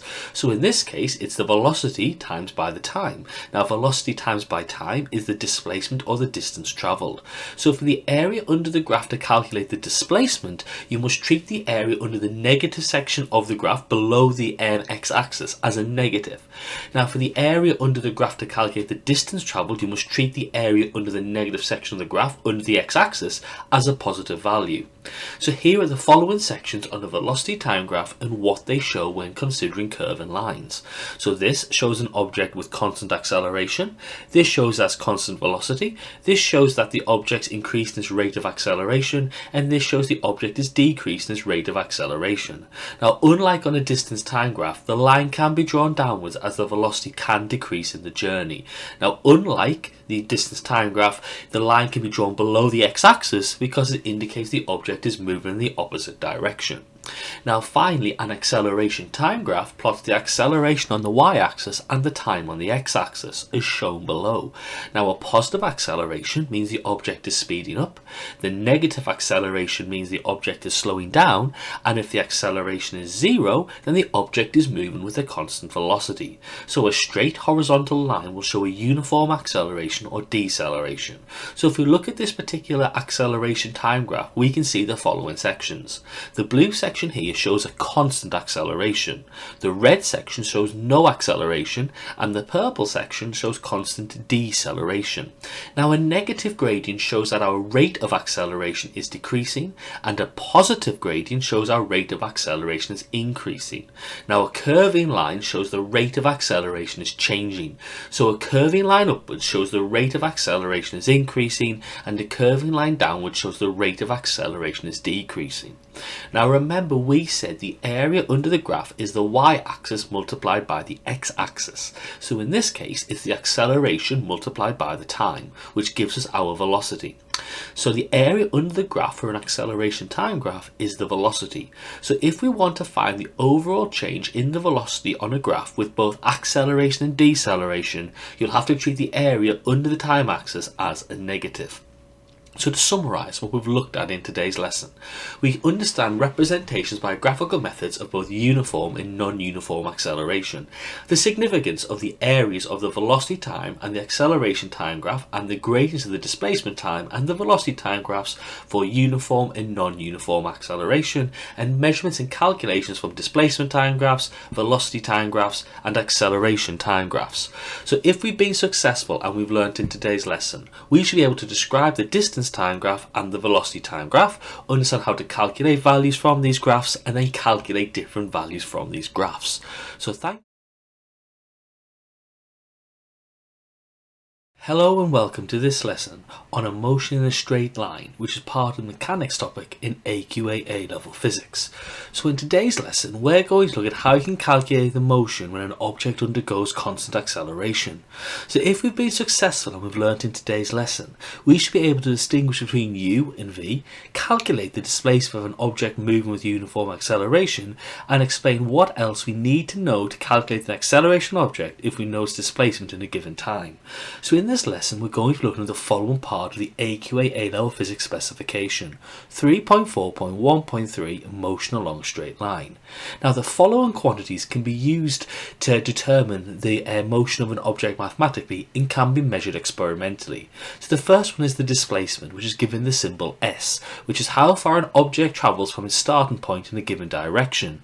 You then have velocity, both the initial u and the final v, which is the rate of change of an object's displacement, the acceleration, which is given the symbol a, which is the rate of change of an object's velocity, and time taken t, which is the time in which the object is in motion. So we have our 5 different quantities: displacement, initial velocity, final velocity, acceleration, and time. Now we can place these different measurable factors into different equations to fully describe the motion of an object. Now we call these equations the equations of motion, or the Suvat equations. Now the Suvat equations can be used to work out the values of an object moving when the object is moving with a constant acceleration. Now constant acceleration can always be called uniform acceleration as well. So these equations involve motion in a straight line at a constant acceleration. Now you should always remember that an object achieves constant acceleration when it has a constant resultant force acting on it. Now the most most common example of constant acceleration is when an object is fallen freely under gravity. Now remember as well, near the Earth's surface, an object fallen freely under gravity has an acceleration of about 9.8 meters per second squared. Now other examples of uniform acceleration could be a plane taking off, a train pulling out of a station, or a car on a motorway. Now these equations are sometimes termed the Suvat equations due to the possible terms that can be found in the equations: displacement s, initial velocity u, final velocity v, acceleration a, and time t. Now please remember that s stands for the displacement and not the speed. Now d would stand for distance travelled. Now we can derive the equations of motion from the motion graphs we previously discussed. So if we consider a velocity time graph for an object undergoing constant acceleration, the graph represents the motion of the object. Its initial velocity is u, and after time t, its final velocity is v. Now the graph is a straight line, so therefore the object's acceleration is constant. Now the gradient of the line is equal to acceleration, where our acceleration can be defined as the change in the y divided by the change in the x, or v minus u divided by t. Now rearranging this gives our first equation of motion, v equals u plus at. Our second equation can be derived as the displacement is given by the area under a velocity time graph. This shows that the object's average velocity is halfway between u, the starting velocity, and v, the final velocity. So the object's average velocity is calculated by averaging its initial and final velocities, and it's given by u minus v divided by 2. So therefore the object's displacement is our shaded area, so therefore it's our rectangle, so we have our average velocity times by our time taken. So therefore we can say that our displacement is our average velocity, which is u plus v divided by 2 times by t. Now from equations 1 and 2 we can derive equation 3. So for the first equation, v equals u plus at, and our second equation, s equals u plus v divided by 2 all times by t. If we substitute v from equation 1 into equation 2, it gives us s equals u plus at divided by 2 all times by t. So if we express that and we expand that outwards, we can see it is 2ut over 2 plus at squared over 2. So those two 2's will cancel through, and we get s equals ut plus a half at squared, our third equation. And our fourth equation can also be derived from equations 1 and 2. So we can substitute time from equation 1, v equals u plus at, into equation 2, s equals u plus v over 2 times by t. So we can get s equals u plus v divided by 2 plus v plus u over a. So this rearranges to give 2as is equal to u plus v times by v minus u. So at this point we can say 2as is equal to v squared minus u squared. So we can rearrange that to give v squared equals u squared plus 2as. So we can say we've got the following equations of motion: v equals u plus at, s equals u plus v over 2 all times by t, s equals ut plus a half at squared, and v squared equals u squared plus 2as. Now any equation can be solved if three of the variables are given in the question. So what you should do is write down all the variables you have and the one you are asked to find, and then see which equation you can use. But remember, these equations can only be used for motion with uniform acceleration. So to answer questions with the equations of motion correctly, you should carry out the following steps. The first step should be to write out the variables which are known in the question. The second step will be to select the correct motion equation, and there should only be one unknown variable in the equation chosen. Step 3 is to place the numbers into the equation. Remember to ensure the units are in the correct form, then simplify and rearrange the equation as needed, and then step 4, calculate an answer and place in the correct units with the correct significant figures. Always remember the assumption that this can only occur when the acceleration is constant and with a non-zero velocity. So let's have a look at an example question. A student investigates terminal velocity by dropping balls of modelling clay in liquid. For a particular ball, she makes the following measurements. The initial velocity is 0.035 meters per second, the final velocity is 0.013 meters per second, and the distance over which the velocity changes is 0.30 meters. What is the average acceleration of the ball fall during the journey. So the first thing is to write out the different variables which are known in the equation, in the question, so S, U, V, A and T. You then select the correct equation where there should only be one unknown variable in the equation chosen, so it's v squared minus u squared equals 2as. We then substitute our numbers into the equation, ensuring them in the correct units and in the correct form. Then we simplify and rearrange the equation as needed, so we can say A equals minus 0.122331 over 0.6, so A is therefore equal to minus 0.203885. We can then write our answer with the correct units and the correct significant figures, so A is equal to minus 0.20 meters per second squared. So our negative acceleration means that the object is decelerating, slowing down. So let's have a look at this again. A driver of a vehicle travelling at a speed of 30 meters per second on a motorway brakes sharply to a standstill in a distance of 100 meters. Calculate the deceleration of the vehicle. So firstly, write out the variables which are known in the equation, S, U, V, A and T. Then select the correct motion equation. Once again, there should only be one unknown variable in the equation chosen, so v squared equals u squared plus 2as. We then place the numbers into the equation. Remember that the units are in the correct form. We then simplify and rearrange the equation as needed, so we get A is going to be equal to minus 30 squared over 2 times by 100. We then calculate our answer and we place the correct units with the correct significant figures, so A is equal to minus 4.5 meters per second squared. Again, remember, a negative means the object's accelerating in the opposite direction to the velocity. There's deceleration. Remember, our assumption is that the acceleration is constant, which is always the case when we use our SUVAT equations. So our equations for uniform acceleration are as follows: v equals u plus at, s equals u plus v all over 2 all times by t, s equals ut plus a half at squared, and v squared equals u squared plus 2as. So if we've been successful and we've learnt in today's lesson, we should be able to distinguish between u and v, calculate the displacement of an object moving with uniform acceleration, and then explain what else we need to know to calculate the acceleration of an object if we know its displacement in a given time. Hello and welcome to this lesson on G by freefall, which is part of the mechanics topic in AQA A-level physics. So in today's lesson, what we're going to do is we're going to look at how to calculate the acceleration due to gravity for an object which is in free fall. So if we've been successful and we've learnt in today's lesson, we should be able to understand what free fall motion is, understand the factors that affect free fall motion, and then finally derive the value of G from investigative results. So in today's lesson, we're going to be looking at the following parts of the AQA A-level physics specification, predominantly the required practical 3, determination of G by free fall. So in the previous lesson, we looked at the equations of motion: V equals U plus AT, S equals UT plus a half AT squared, S equals a half U plus V times by T, and V squared equals U squared plus 2AS. Now we can use these equations of motion to describe the motion of objects in the real world, which includes an object free falling.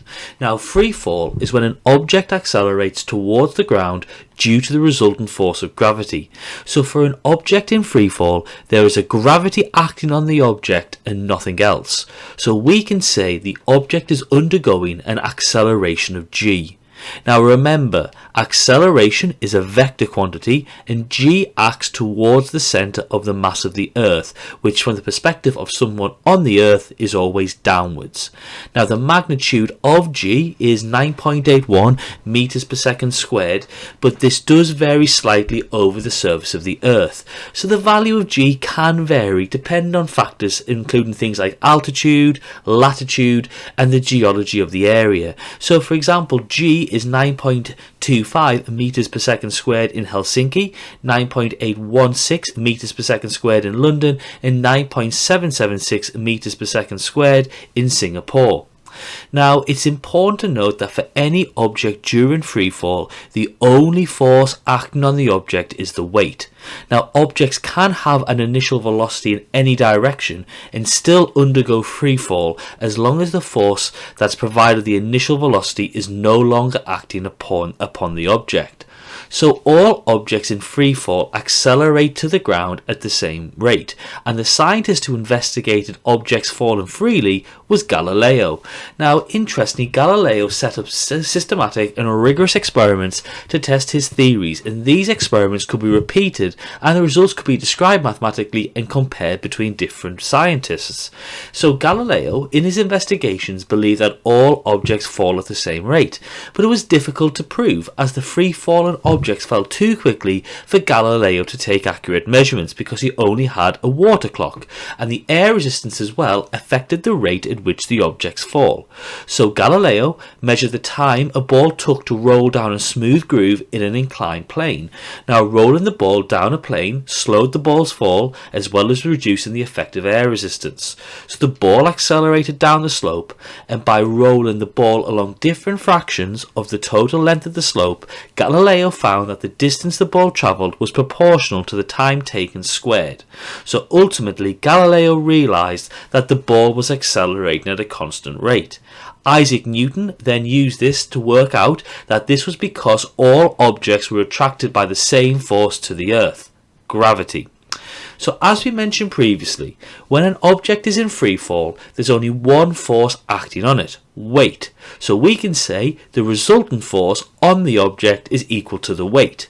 Now we know the equation for weight is mg, mass times by gravitational field strength, and we know that according to Newton's second law of motion, the resultant force is equal to mass times by velocity, F equals ma. So we can now equate the idea that resultant force equals weight to ma equals mg. Now you'll notice that m is a common term on both sides of the equation, so m will cancel through to give us the idea that a equals g.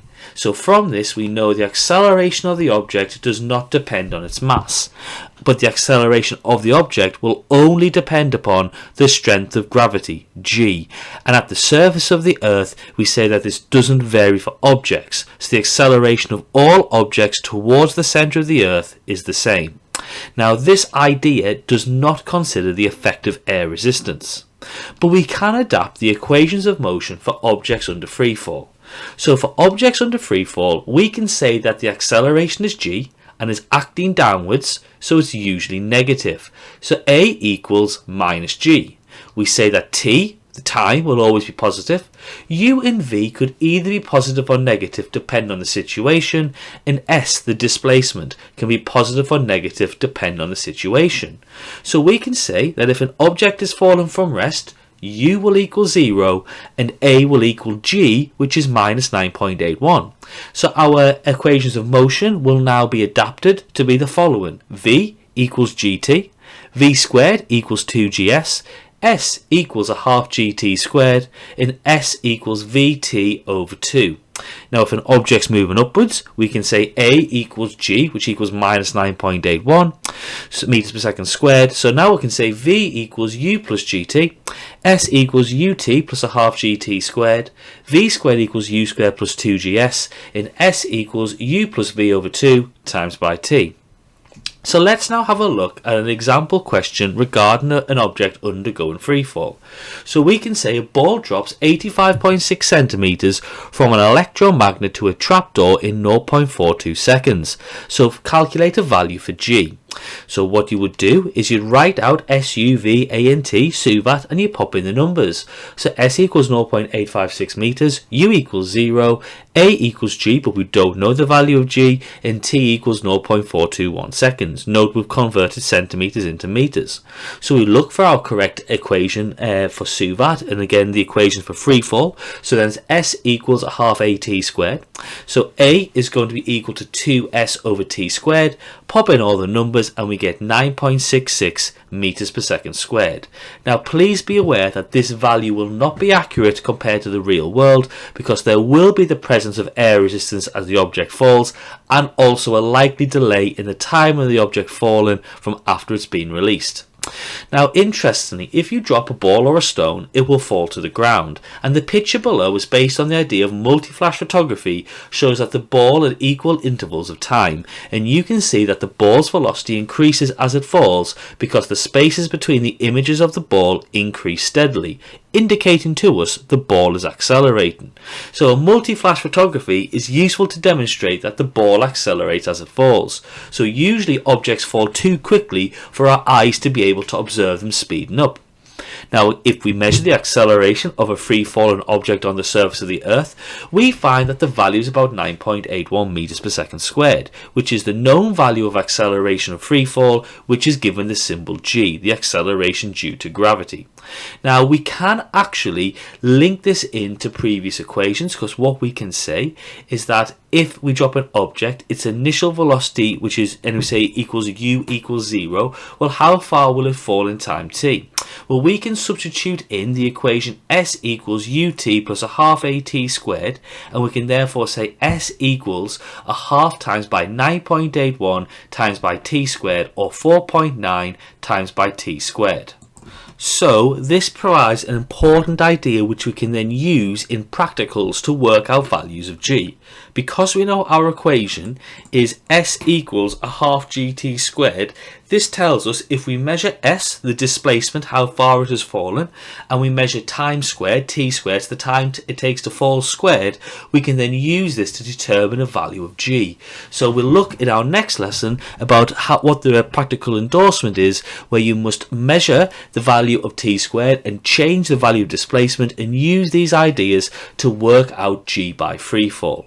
So if we've been successful and we've learnt in today's lesson, we should be able to understand what freefall motion is, understand the factors that affect freefall motion, and finally derive the value of g from investigative results. So Hello and welcome to this lesson on projectile motion, which is part of the mechanics topic in AQA A-level physics. So in today's lesson we're going to be looking at how to calculate the properties of projectile motion. So if we are successful and we learn in today's lesson, we should be able to understand the definition and assumptions for projectile motion, understand the independence of horizontal and vertical motion, and calculate values for vertical motion using SUVAT and calculate values for horizontal motion. So in this lesson we're going to be looking at the following parts of the AQA A-level physics specification, 3.4.1.4 projectile motion. So a projectile is any object which has an initial force at the beginning of its motion and then nothing afterwards. So the only force acting on a projectile whilst in motion is weight. So projectiles can include javelins being thrown. Now remember, consider any object which has an initial push at the beginning, then nothing afterwards a projectile. So the only force that acts on an object which is a projectile is gravity or weight. Another example of a projectile are bullets being fired. Another example will be packages being dropped. Another example will be objects being thrown. Now a multi-flash photograph can reveal details of the path or the trajectory of a projectile. So in this example, once the ball has left the child's hand and is moving through the air, the only force acting on it is its weight. So you can see that it speeds up as it falls because the images of the ball become further and further apart. Now at the same time, it is moving steadily to the right. You can see this from the even spacing of the images across the picture. Now the ball's path has a mathematical shape known as a parabola or parabolic shape. Now the vertical motion of the ball is affected by the force of gravity, that is, its weight. So when it rises, it has a vertical deceleration of magnitude g, which slows it down, and when it falls, it has an acceleration of g, which speeds it up. Now the ball's horizontal motion is unaffected by gravity, and in the absence of air resistance, the ball has a constant velocity in the horizontal direction. Now we can treat the ball's vertical and horizontal motion separately because they're independent of one another, because they're at 90 degrees or they are perpendicular to each other. So the definition of a projectile is any object that only the force of weight acts upon it during its motion. Now all projectiles follow the same three key principles. The first one is that the acceleration of the object is equal to g, the acceleration due to gravity, and only acts downwards, so g is the only factor which affects the vertical motion. The second principle is that the horizontal velocity of the object is constant because the acceleration due to gravity does not have a horizontal acceleration, and finally the horizontal and vertical velocities are independent of each other. Now, this third principle is one of the most important ideas in physics because the horizontal and vertical velocities have to be independent of each other. So this means that all objects fall vertically downwards at the same rate irrespective of the horizontal motion. So the suvat cannot be used because suvat is not affected by the horizontal motion of the object. So this has some profound effects in the real world. So this means that for a ball thrown sideways, it will hit the ground at the same rate as a ball being dropped. It means that a parcel dropped from a moving car and a stationary car will hit the ground at the same time, and it means an object thrown from a moving train hits the ground at the same time as an object thrown by a person standing still. Now this means that for any projectile motion, you've got to resolve any vector at an angle into its vertical and horizontal components to carry out the calculations correctly.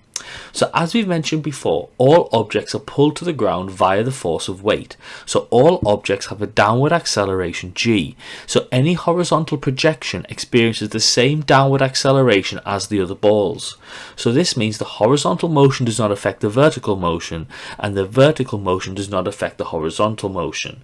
The only factor which can be interchanged between the horizontal and vertical motion equations is time, because the object is in motion for the same time in both the horizontal and the vertical.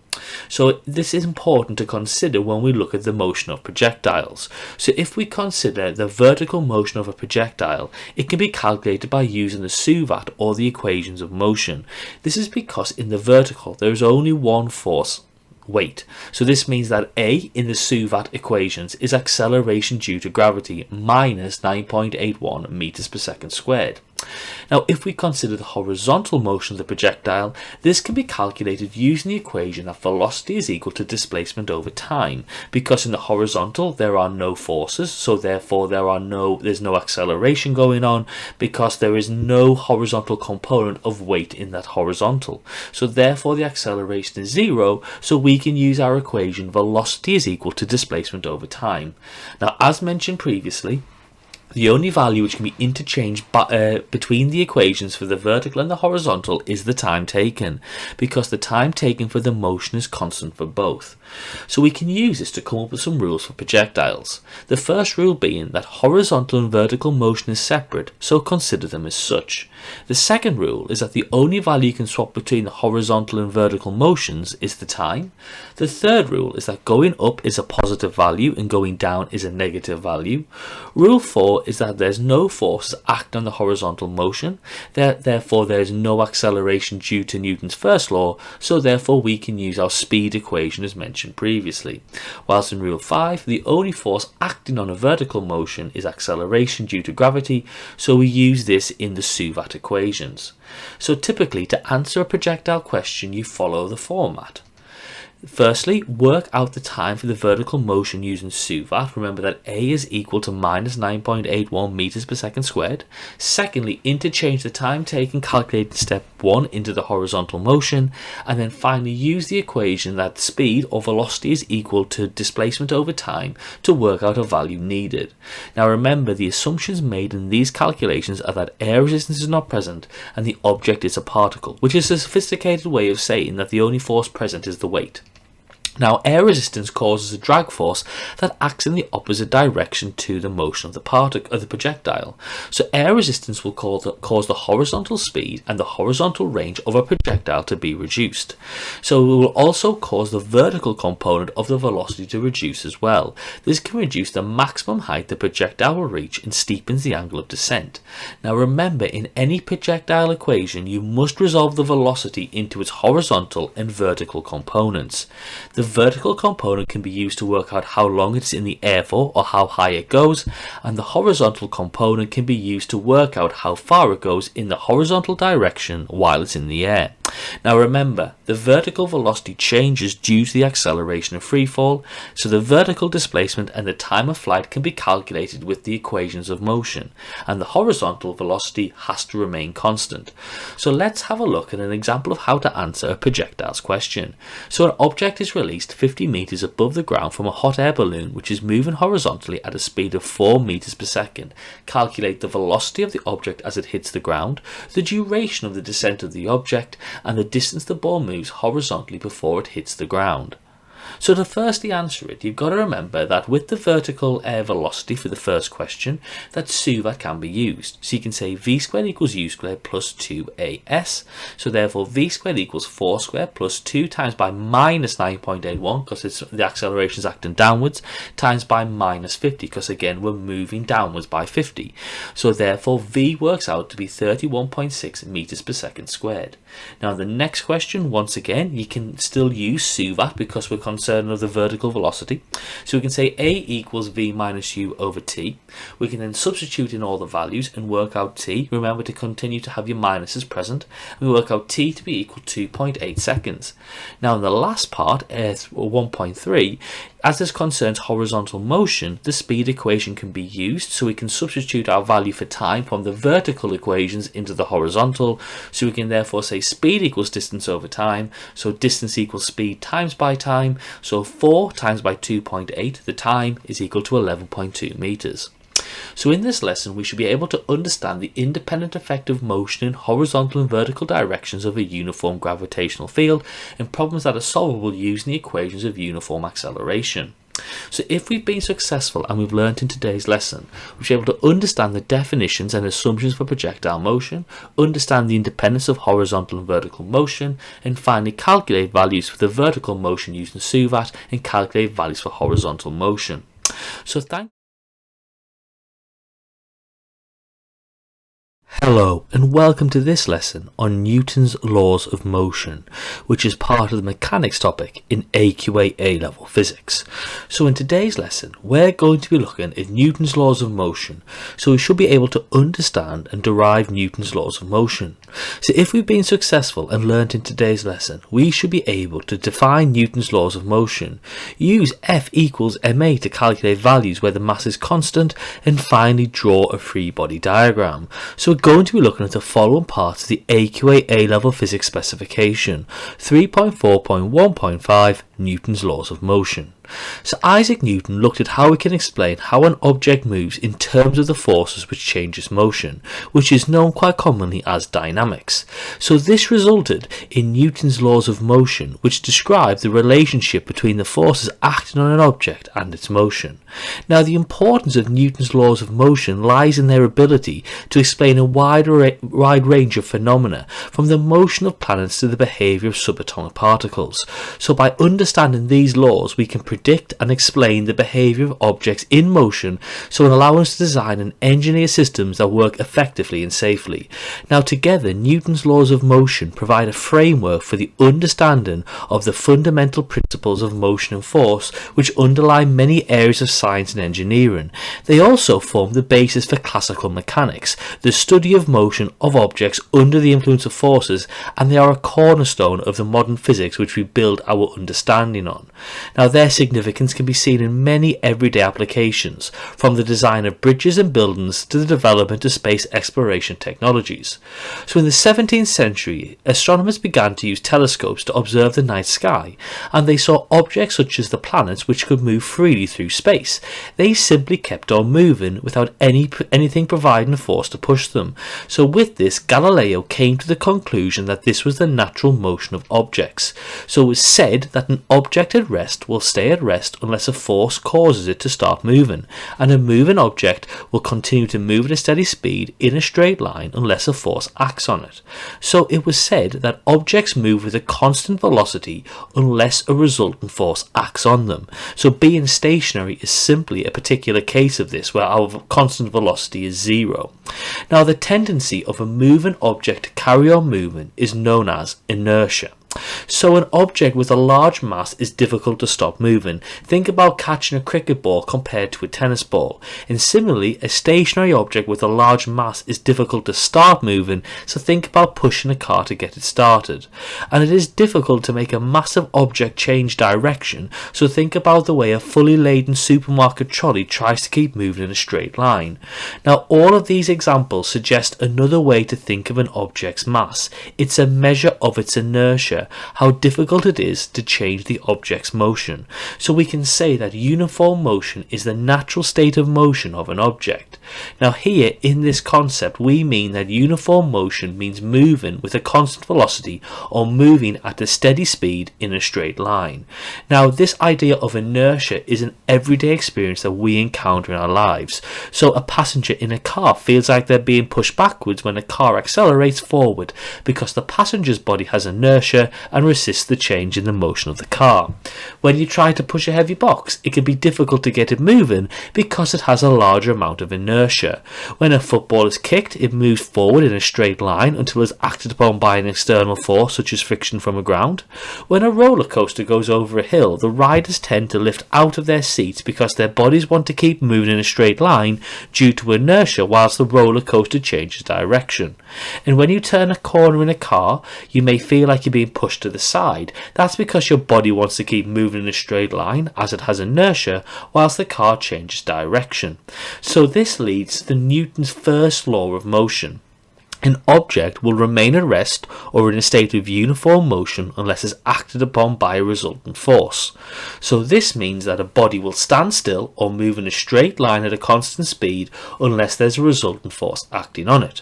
So if the forces acting on a body are not balanced, the overall resultant force will make the body accelerate. Now this could be a change in the object's speed, the object's direction, or both. Now Newton's second law of motion says that the acceleration of an object is proportional to the resultant force acting on it. This can be written as the following equation: F equals ma, where F is the resultant force in newtons, m is the inertial mass in kilograms, and a is the acceleration in meters per second squared.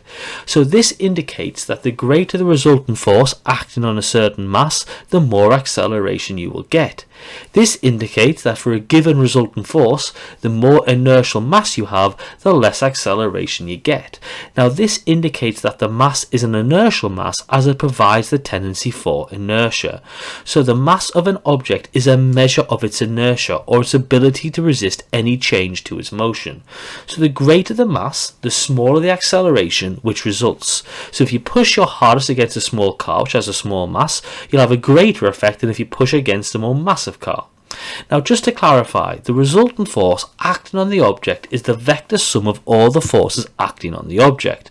Now the acceleration is always produced in the same direction as the resultant force, so this law of motion only applies to objects with a constant mass, but this equation can be applied to nearly any situation in physics, as there's lots of situations where a resultant force is acting on an object. Now for a given object, we just said before, the acceleration is directly proportional to the resultant force. So if the net force acting on the object is non-zero, but in the opposite direction to the motion, this will cause the object to accelerate. In addition, for a constant force, the acceleration is inversely proportional to its mass. Now, as we said before, if the net force acting on an object is zero, according to Newton's second law of motion, the acceleration will also be zero. So in this case, the object will either be at rest or continue to move at a constant velocity following Newton's first law of motion. Now finally, when two objects interact with each other, each exerts a force on the other. Now Newton's third law of motion says that these forces are equal and opposite to each other. So this leads to the following law of motion. When two bodies interact, the forces they exert on each other are equal in magnitude and opposite in direction. So these two forces are sometimes described as the action-reaction force, but this is misleading because it sounds as though one force arises as a consequence of the other. In fact, that's not the case. The two forces appear at the same time and we can't say which force caused the other one. Now you'll also hear this law stated quite commonly as each action has an equal but opposite reaction.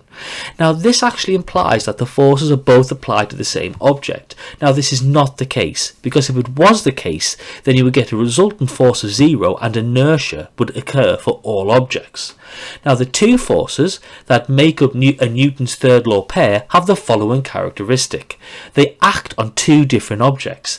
They are equal in magnitude, they are opposite in direction, and they are forces of the same type. So for example, two objects may attract each other because of the gravity of their masses, which would be the gravitational forces. Two objects may attract or repel each other because of their electrical charges, so they'll have the electrical forces. Two objects may be touching each other, providing contact forces. Two objects may be attached by a string and pull on each other, the tension forces, and two objects may attract or repel because of their magnetic fields, so you have the magnetic forces. Now the two forces in the Newton's third law of motion represent the same interaction seen from two different perspectives. So for example, if you push against a wall, the wall will push back against you just as hard. When you stop pushing, so does the wall. If you pull a cart, whatever force you exert on the rope exerts the opposite pull on you. When you go swimming, you push back against the water with your arms and legs, and the water pushes you forward with an equal sized force. Now Newton's third law applies in all situations and to all types of forces. However, please remember, the forces are always the same type of force, have the same magnitude, and act on different objects. So sometimes it looks like there's a Newton's third law pair being applied, but actually it's not the case. So you must be careful when trying to work out if forces are Newton's law pairs. So for example, consider a person standing on the surface of the earth. Now the two gravitational forces are a Newton's third law pair, as these two are opposite. Okay, they act on two different objects and they have the same size. Now don't be misled into thinking that the person's weight and the contact force of the floor are a Newton's third law pair. Although they are equal and opposite, they do not act on different objects and they're not of the same type, so they can't be a Newton's third law pair. Now there are many applications of Newton's laws of motion in the real world. So for example, in engineering, structural design uses Newton's laws as we use them to design buildings, bridges and other structures. So we always analyse the forces act on different components to ensure structural integrity. Now in transportation, understanding Newton's laws helps engineers design vehicles like cars, aeroplanes and spacecraft by considering factors like acceleration, braking and stability, and mechanical systems are important as machines and engines rely on the principles of Newton's laws to function effectively and efficiently.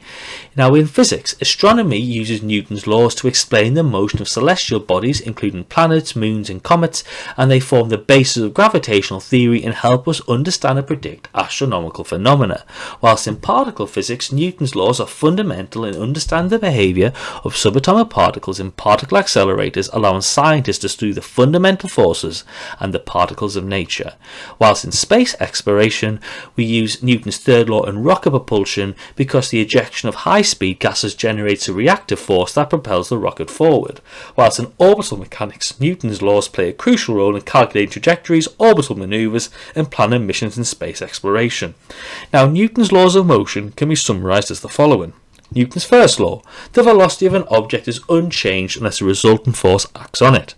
Newton's second law: the acceleration of an object is proportional to the resultant force acting on it, F equals ma. And Newton's third law: when two objects interact, the forces they exert on each other are equal in magnitude and opposite in direction. Now we can apply Newton's laws of motion to any situation in the universe, for example riding the bus. So with Newton's first law, you get on the bus and stand up. When the bus is stationary, you feel no force. When the bus accelerates, you feel a backwards force.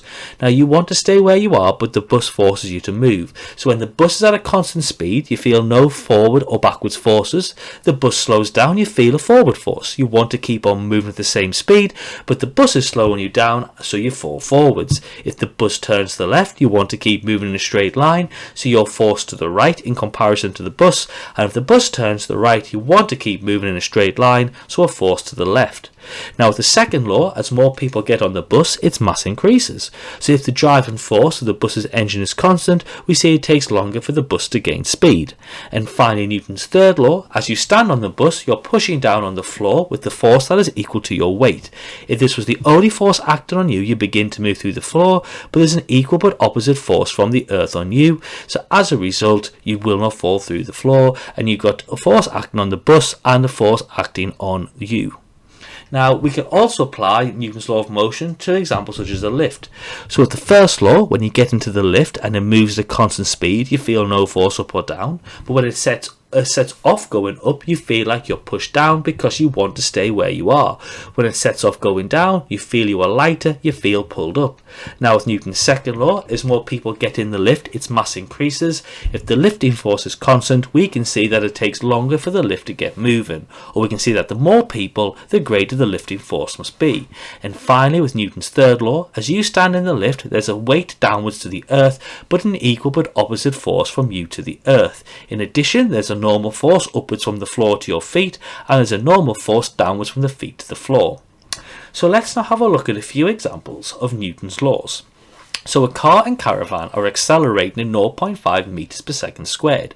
Find the driving force produced by the engine.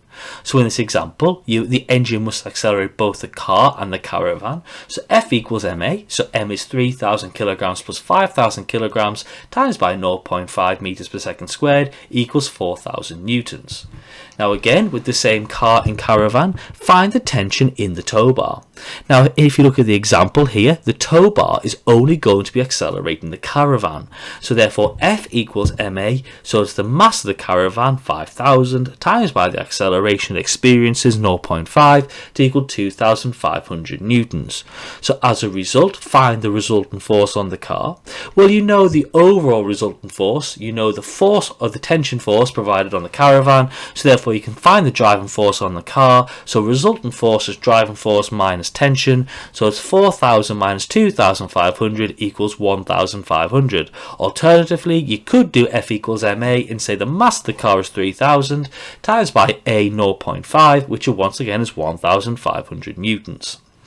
Another question may say an object of mass 5.0 kilograms is accelerated from rest by a steady force of 10 newtons. Calculate its speed when it's travelled a distance of 8 meters. So in the answer, the first step is to use the equation F equals ma to find the acceleration. Now we know F is 10 and m is 5. So F equals ma, so a is 10 over 5, so a is 2 meters per second squared. We can then use one of our Suvat equations, because we have constant acceleration, to find the final velocity v. So we know what a is, we know that u, the starting velocity, is 0, and we know s, the displacement, is 8. So we can use our equation v squared equals u squared plus 2as, so v squared equals 0 squared plus 2 times by 8. So v squared is 32, so therefore v is 5.7 meters per second. So to summarise what we've looked at in today's lesson, we should have a knowledge and application of the 3 laws of motion in appropriate situations, and F equals ma for situations where the mass is constant. So if we've been successful and we've learnt in today's lesson, we should be able to define Newton's laws of motion, use F equals ma to calculate values where mass is constant, and we can draw free body diagrams. Hello and welcome to this lesson on work done in power, which is part of the mechanics topic in AQA A-level physics. So in today's lesson we're going to look to understand and calculate both work done and power. So if we are successful and we learn in today's lesson, we'll be able to define the work done and power in a system, calculate the work done in a closed system, and calculate the power in a closed system. So we're going to be looking at the following part of the AQA A-level physics specification, 3.4.1.7 work, energy and power. So energy is the ability to do something in the universe. So when energy transfers from one store in a system to another store in a system, work is done. So work done is the energy transferred in a system. So we can say that work done refers to the transfer of energy from a store to store without the explicit need for a wave. So we can clarify that work done is the energy transferred in a system. So whenever work is done, the total amount of energy before the transfer is always equal to the total amount of energy after the transfer. So we can say that the total amount of energy involved in an energy transfer is unchanged. So the energy cannot be created, it cannot be destroyed, that the total energy before is equal to the total energy after, which is the principle of the conservation of energy. Now there are two factors that can affect the work done when moving an object. The first one is the size of the force. So the bigger the force, the greater the amount of work you can do. And the distance s you can push the car or the object. The further you push it, the greater amount of work to be done. So we can say that the bigger the force and the further it moves, the greater the amount of work done. So we can calculate the work done in a system with the following equation. We can say that the work done in joules is equal to the force in newtons times by the distance moved in the direction of the force in meters. So this allows us to define 1 joule in terms of this. So we can say that 1 joule is equal to 1 newton times by 1 meter. So 1 joule is equal to 1 newton meter. So by this definition, 1 joule is the energy needed to move 1 newton through a distance of 1 meter. So work is the energy that has been changed from one form or store to another. Now this does not have to be the total energy of the object. The value that we calculate with this equation calculates the change in the energy store, not the total energy store. So the equation assumes that the direction of the force is the same as the direction of the movement, and it also assumes that the size of the force is a fixed value, either it's a constant or we use an average force. Now when work is done against friction, this will cause heat energy to be transferred to the internal energy of the surroundings. So friction can act as a resultant force which can make the energy change stores in a process. So friction can cause some of the energy to be transferred to the thermal energy stores, which will cause the overall temperature of the object to increase, which is shown by rubbing your hands together to keep warm. So let's consider an example. In this following example, a box is pushed across a floor with a constant force of 100 newtons. What is the work done by the force to move the box 5 meters? So we know that work done is force times by distance, so it's 100 times by 5, so it equals to 500 joules.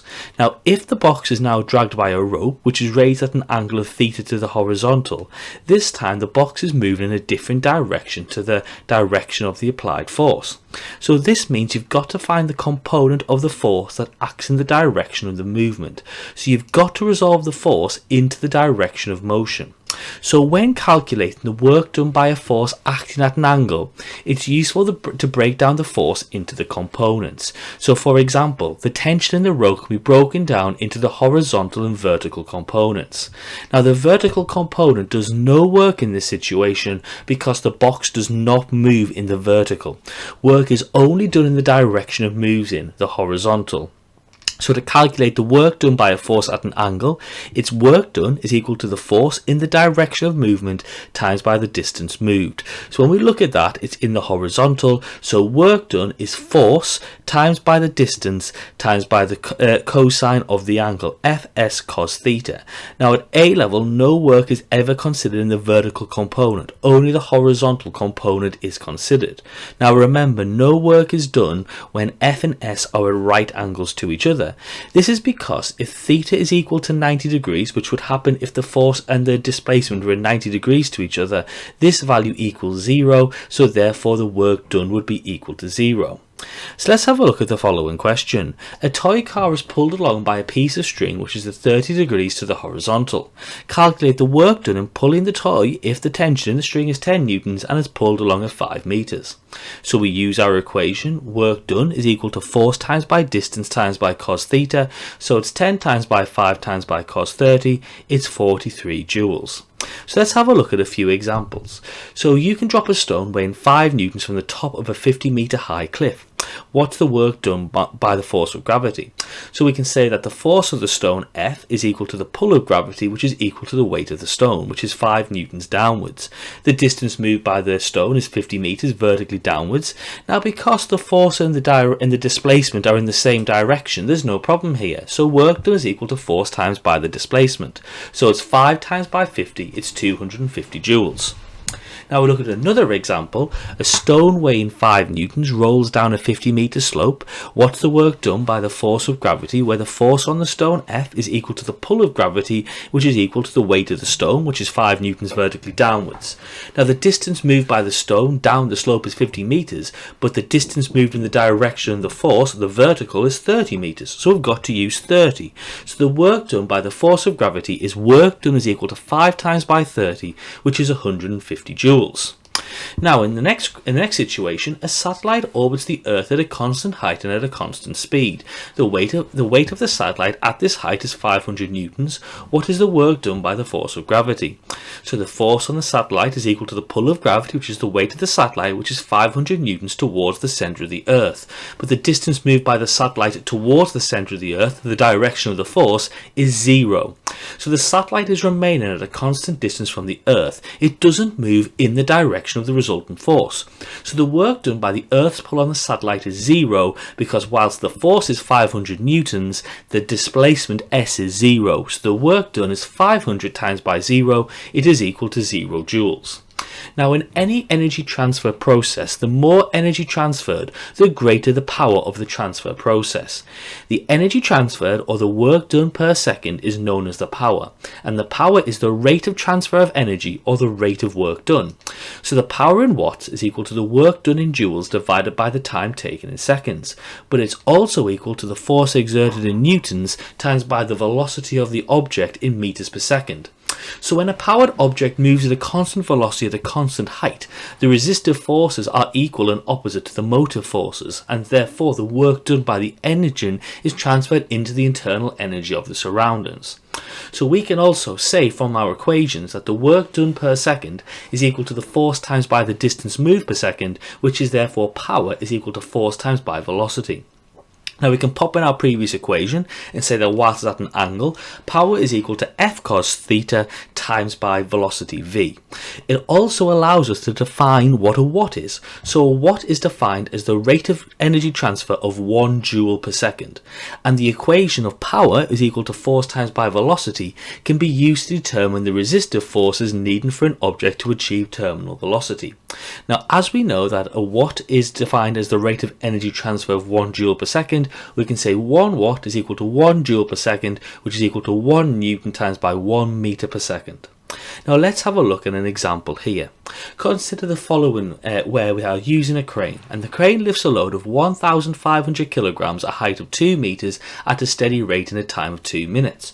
So what's the power of the crane? Well, the first step is to work out the energy transferred, which is in the potential because we're raising the object. So it's 1,500 times by the strength of gravity 9.81 times by the change in height, which is 25 meters. So it's 367,875 joules.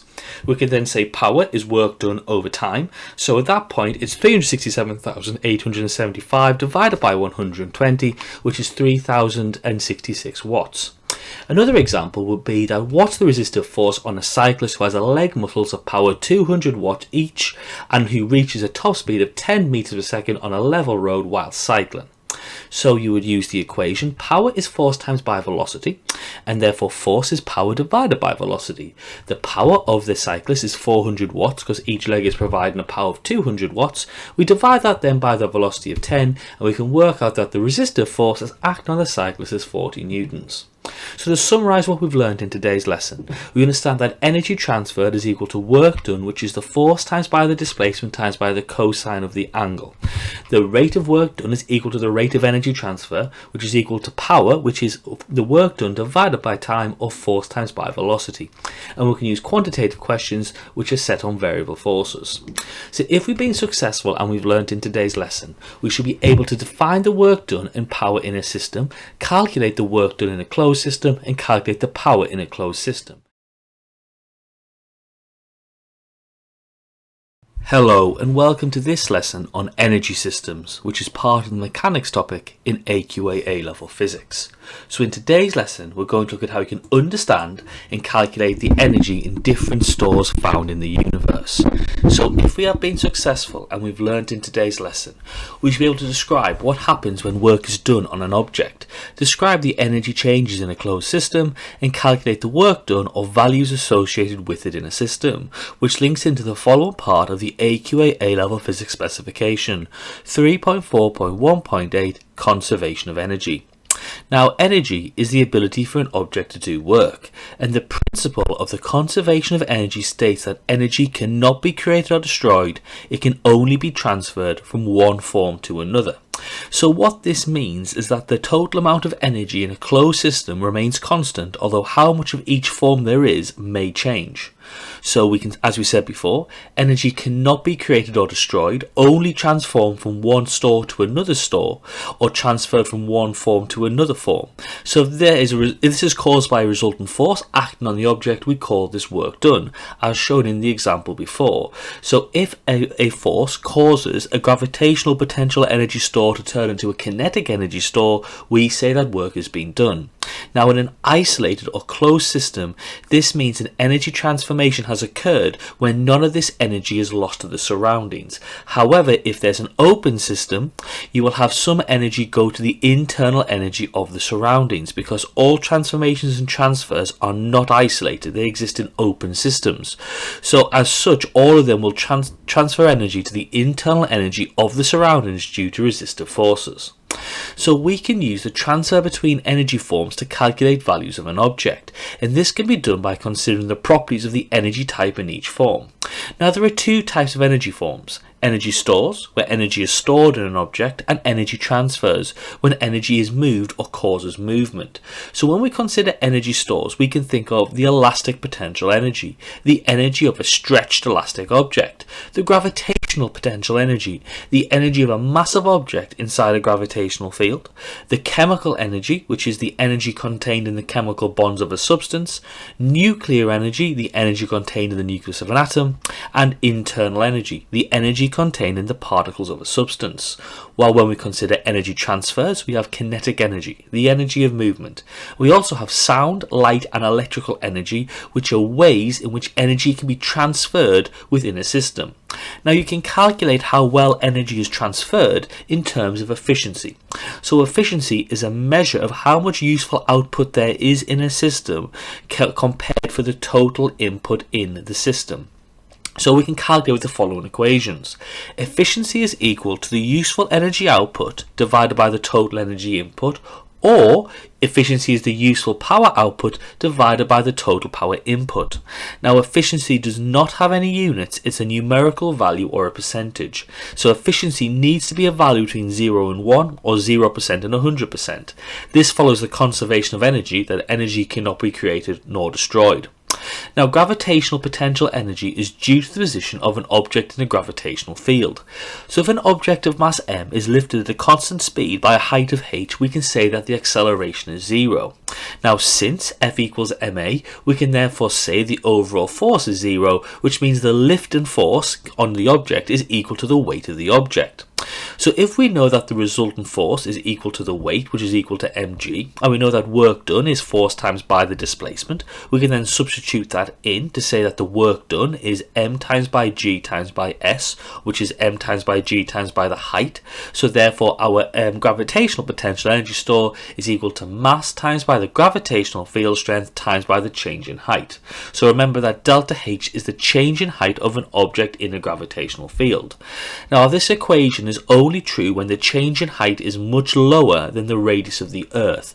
Otherwise, g, the value of the gravitational field strength, would vary and therefore invalidate the equation, because we're considering it to be a constant.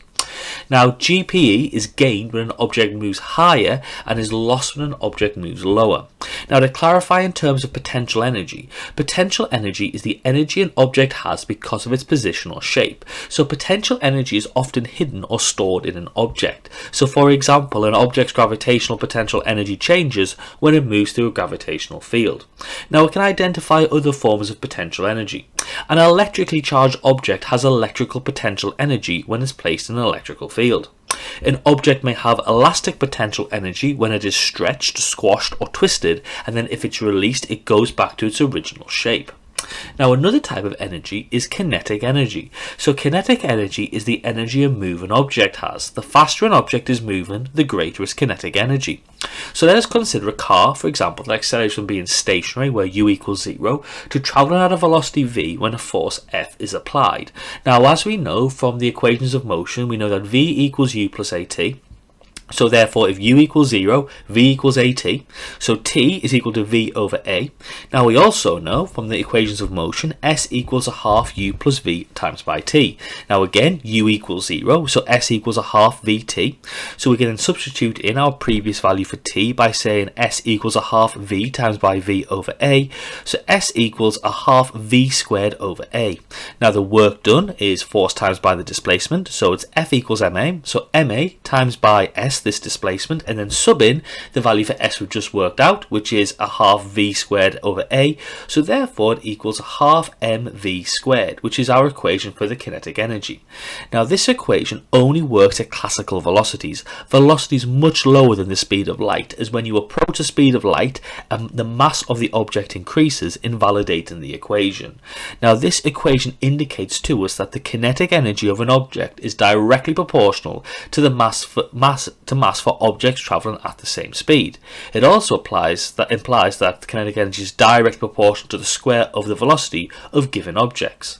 Now in a crash, a lot of kinetic energy is transferred in a short space of time. Now car safety features are designed to transfer some of the energy into other forms, so this reduces the amount of energy transferred to car passengers and other road users, so to protect them. Now resistive forces are forces that can act on a moving body in the opposite direction to the direction of movement. Now the main resistive force is friction, which could also include drag or air resistance. Now when an object such as a roller coaster moves vertically without a driving force, any difference in the gravitational potential energy and the kinetic energy corresponds to a loss of energy to resistive forces, or as we can also say, the work done against resistive forces. So we can say that the work done against resistive forces is equal to the kinetic energy plus the gravitational potential energy, where the kinetic energy is a positive and the gravitational potential energy is a negative. So fundamentally the difference in the two values is your work done against resistive forces. So to summarise what we've looked at in today's lesson, we've looked at the principle of conservation of energy, we've looked at the equation that gravitational potential energy equals mg triangle h, and the kinetic energy, ek, is a half mv squared, and we looked at quantitative and qualitative applications of energy conservations, including gravitational potential energy, kinetic energy, and work done against resistive forces. So if we've been successful and we've learnt in today's lesson, we should be able to describe what happens when work is done on an object, describe the energy changes in a closed system, and calculate the work done or values associated with it in a system. Hello and welcome to this lesson on momentum and impulse, which is part of the mechanics topic in AQA A-level physics. So in today's lesson, we're going to be looking at how to define and calculate both momentum and impulse. So if we've been successful and we've learnt in today's lesson, we should be able to calculate momentum and impulse, link momentum to Newton's laws of motion, and define and use the conservation of momentum. So we're going to be looking at the following part of the AQA A-level physics specification, 3.4.1.6, momentum. So momentum is how difficult it is for an object to change its motion. So if it is difficult for an object to change its motion, it has a high momentum. If it's easy for an object to change its motion, it has a low momentum. So this means that momentum and inertia are very closely linked to each other. So inertia describes an object's resistance to its change in motion or lack of motion, whilst momentum describes how much motion it has. So momentum is your force or speed of movement, whilst inertia is what keeps you going. So momentum, we can say, represents the amount of motion an object has. It can also be thought of as a measure of the kinetic energy of the object, whilst inertia is a characteristic of an object that resists its change to its state of motion. So objects which are harder to move or whose motion is harder to change have more inertia. Now momentum is a vector quantity because it's a product of a vector quantity and a scalar quantity. Now momentum also has both a magnitude and a direction. Its direction is the same as the directions of the object's velocity. So as mentioned before, momentum of an object is dependent on two factors of the object, the mass of the object and the velocity of the object. And we can express this in the form of an equation, where momentum is equal to the mass in kilograms times by the velocity in meters per second. Now this is why momentum is similar to kinetic energy, it contains the same terms. So momentum is mass times by velocity, and kinetic energy is a half times by mass times by velocity. Now we can even use the equation as the definition of momentum. So we can say that linear momentum is the product of mass and velocity. Now we can symbolize it with the equations P equals m times by v. Now momentum is given the symbol P as it's the first letter of the Latin translation of the word momentum or impetus. Now Isaac Newton realized that a resultant force was needed to change the velocity of an object, and Newton also realized that the effect of the resultant force depended on the object's mass. Now in the modern day we know this is Newton's second law of motion, F equals ma. Now it's better to use the term inertial mass as opposed to mass because the mass is being given by the inertia of the object. Now Newton decided to simplify the overall system and consider the products of inertial mass and the velocity as the momentum. So this means that for objects with the same momentum, the larger the inertial mass, the lower the velocity, and the smaller the inertial mass, the higher the velocity. Now we can also use the equation of momentum to work out its units. So because momentum is equal to mass times by velocity, well then the units of momentum are kilogram meters per second, because we have combined the units of mass and the units of velocity as they're being multiplied in the equation. So we can also express it as kgm/s. Now it's important to note that if an object is not moving, then it has no momentum. Momentum is a dynamic quantity, so every object which is in motion will have a non-zero momentum, but only if an object is not moving, it has a velocity of 0 meters per second, will an object have no momentum. Now momentum is also a vector quantity, so the direction of momentum is shown by the sign of the calculated value, plus or minus. So objects moving in opposite directions will have opposite signs. Now momentum can be changed by either altering the speed of the object or the direction which it's travelling in. Now, unless stated in the question that you're given, you can assign which direction is a positive and which direction is a negative. So the equation for momentum, as stated before, is equal to mass times by velocity. Momentum has both magnitude and direction. It is a vector quantity. So if objects are moving in opposite directions, they have opposite momentums, which is signified by one value being a positive and another value being a negative. So this indicates to us that momentum is directly proportional to the mass of the object as long as the velocity is constant, and that momentum is directly proportional to the velocity of an object as long as the mass of the object is constant. Now this allows the laws of motion we've looked at earlier to be written in terms of momentum. So Newton's first law, which is that objects either stay at rest or move with a constant velocity unless acted upon by a resultant force, can now be written as a resultant force changes the momentum of an object. Newton's second law, which is that F equals ma, resultant force equals inertial mass times by acceleration, can be written as a resultant force is proportional to the change in momentum every second. And Newton's third law, which is that when two objects interact, they exert equal and opposite forces of the same type of each other, can be written as for a system of objects, the total momentum of the system before equals the total momentum of the system afterwards as long as there's no external forces on the system. That is the conservation of momentum. Now let's look at an example of how we can calculate momentum. So we can say that George Russell is driving in the French Grand Prix. The total mass of Russell in the car is 710 kilograms. He is travelling at a velocity of 120 meters per second. What is his momentum? Well, momentum is equal to mass times by velocity, so it's 710 times by 120, so it's 85,200 kilogram meters per second. Now, as mentioned previously, we've discussed Newton's second law of motion for a constant mass. We've said F equals ma. But we also know that A, acceleration, is equal to the change in velocity over the change in time, so we can substitute it into that equation to get F equals m delta v over delta t. Now we know that a change in momentum, delta p, is equal to delta mv from the previous equation. So now we can write that F equals delta mv over delta t, or the change in momentum over the change in time. So we can therefore say that the resultant force is equal to the rate of change of momentum. Now this equation is very useful in physics because it can predict the motion of an object subjected to forces, even when the mass changes with time, because we've said delta m, so the mass can change in this equation. Now we can also say that the change of momentum, delta mv, is equal to the final momentum minus the initial momentum, or mv minus mu. So therefore we can substitute this into the equation, and we can say, well, F is equal to mv minus mu over t. So we can then take m and factorize that out. So we can say m times by v minus u over t.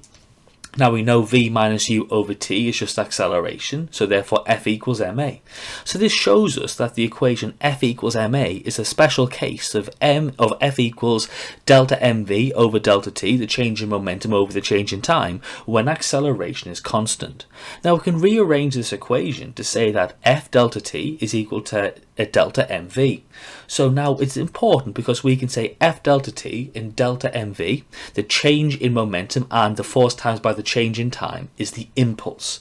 Now the impulse is a force applied for a certain time. Now the impulse will cause a change in the momentum for an object. So impulse can be measured in kilogram meters per second, or more commonly Newton seconds.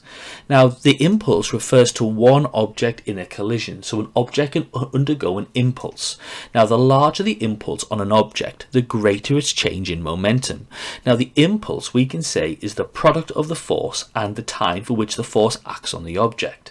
So let's have a look at how we can calculate the impulse of an object.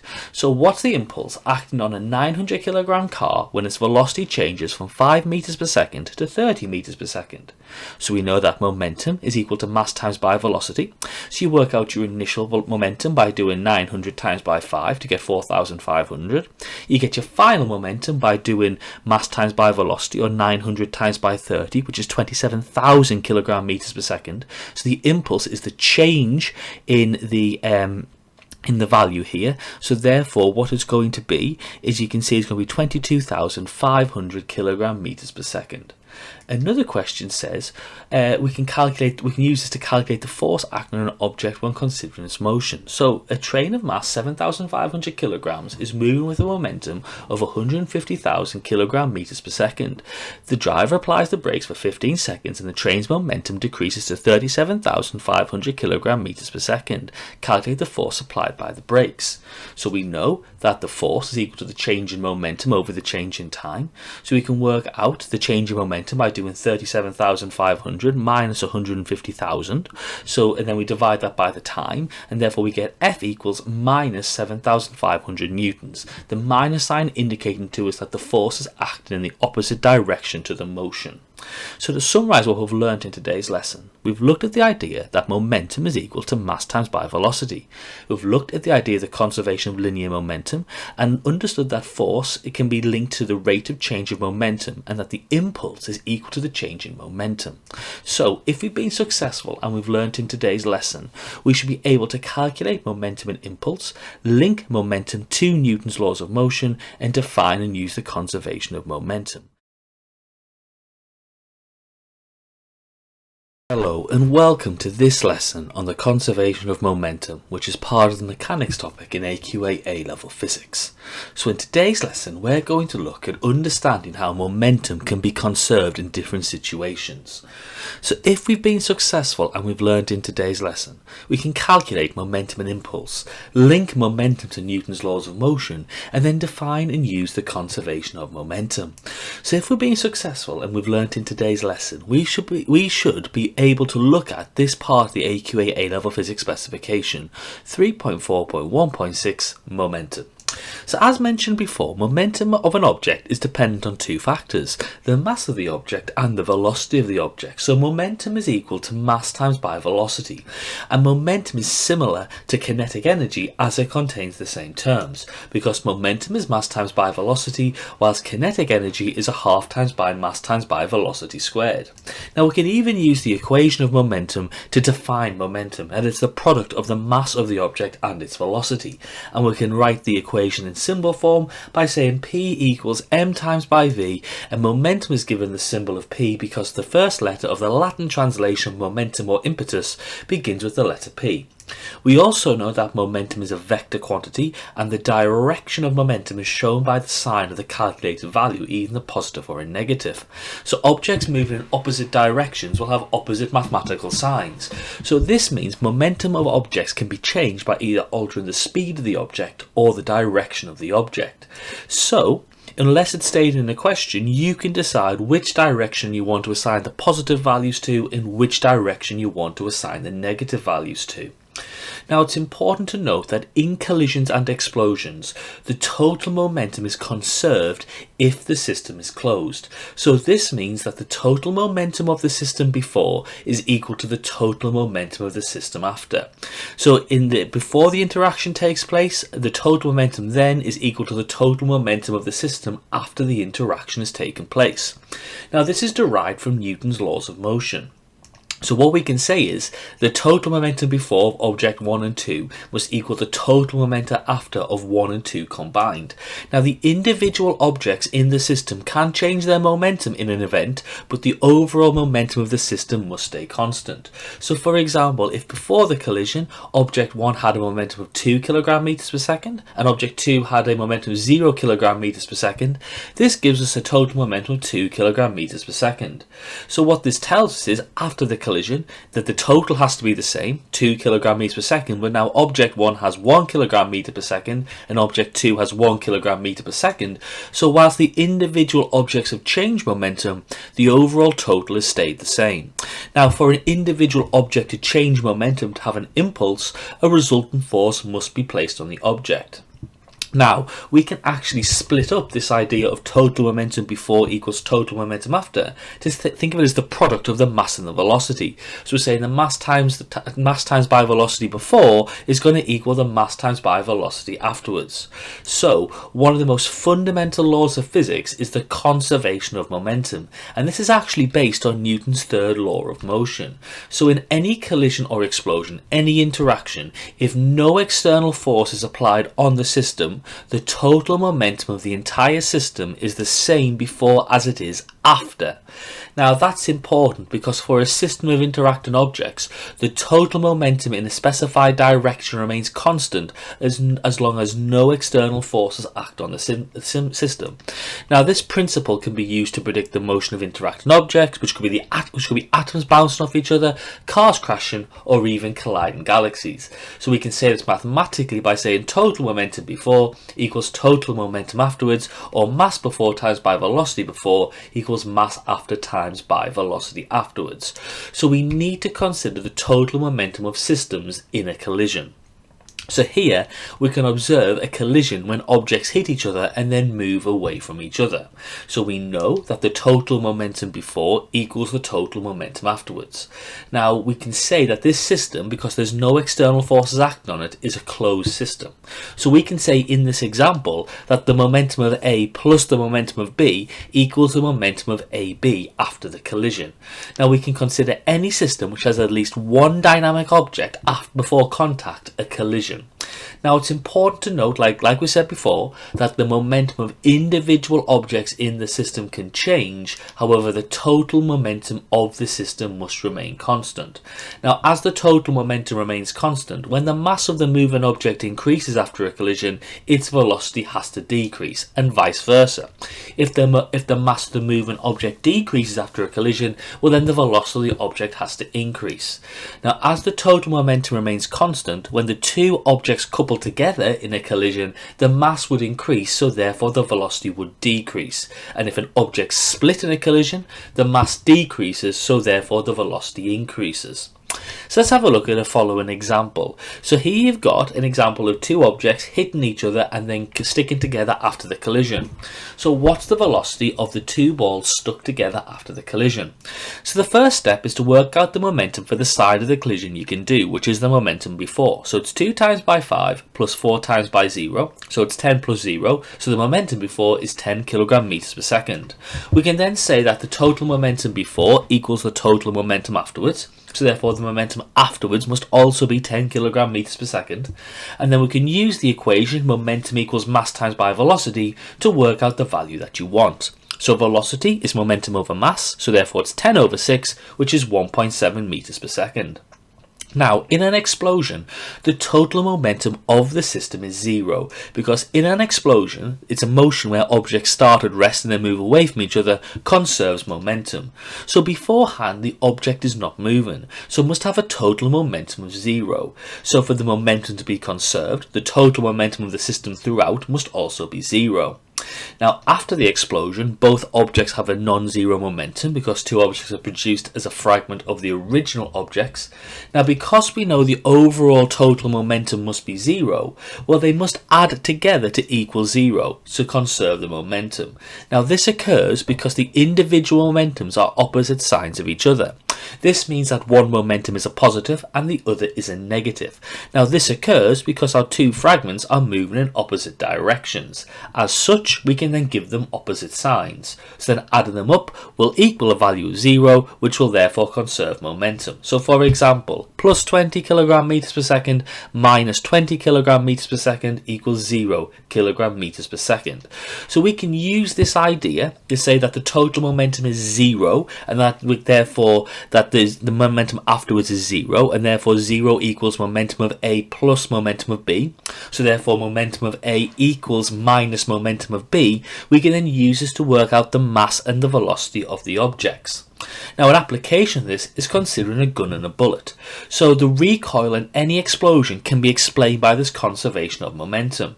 So before the gun explodes, the gun and the bullet are not moving, so therefore the system has no momentum.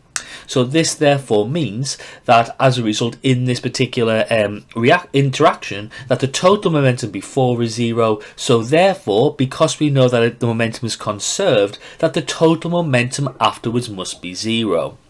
Now, when the object is fired, the gun has a momentum and so does the bullet, but they've then got to cancel out to give a value of 0.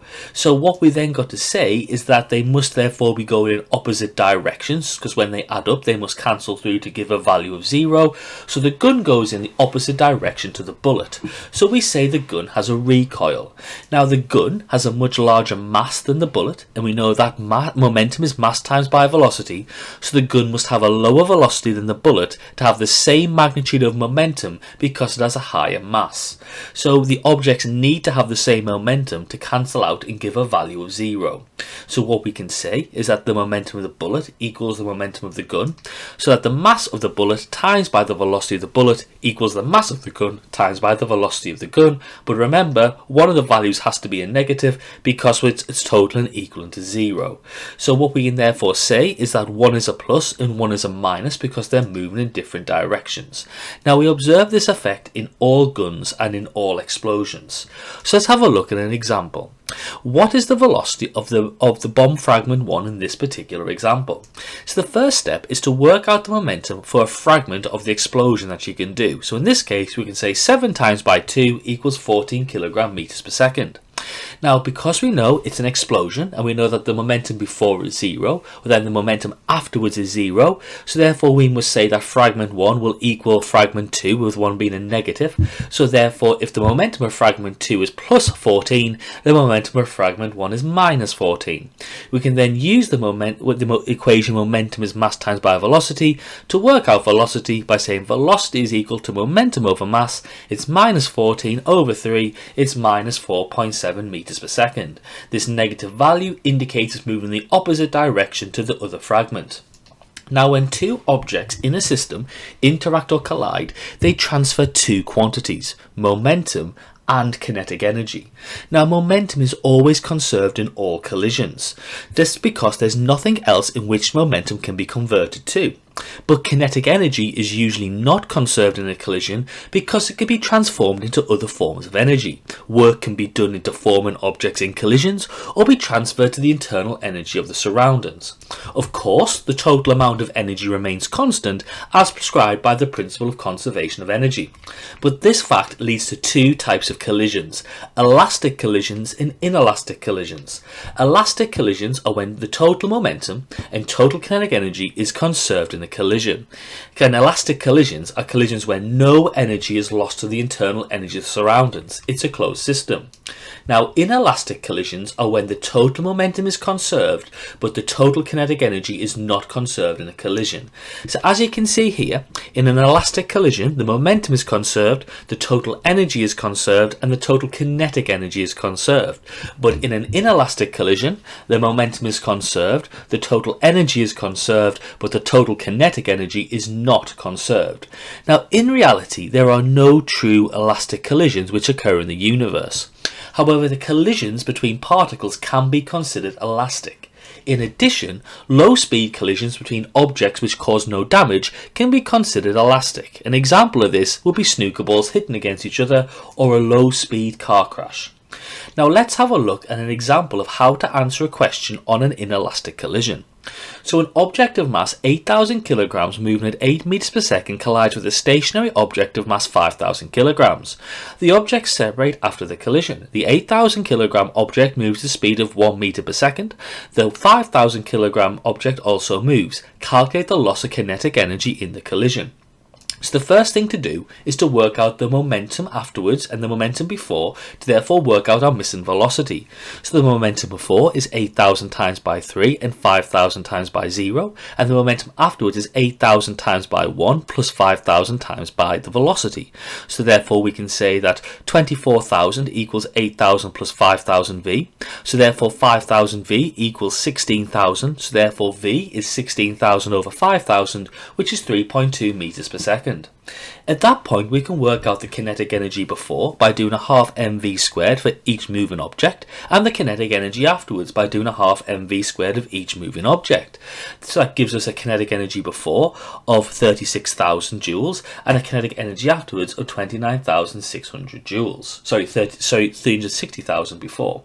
So as a result, what we can then say is that the total energy loss is the kinetic energy before minus the kinetic energy afterwards.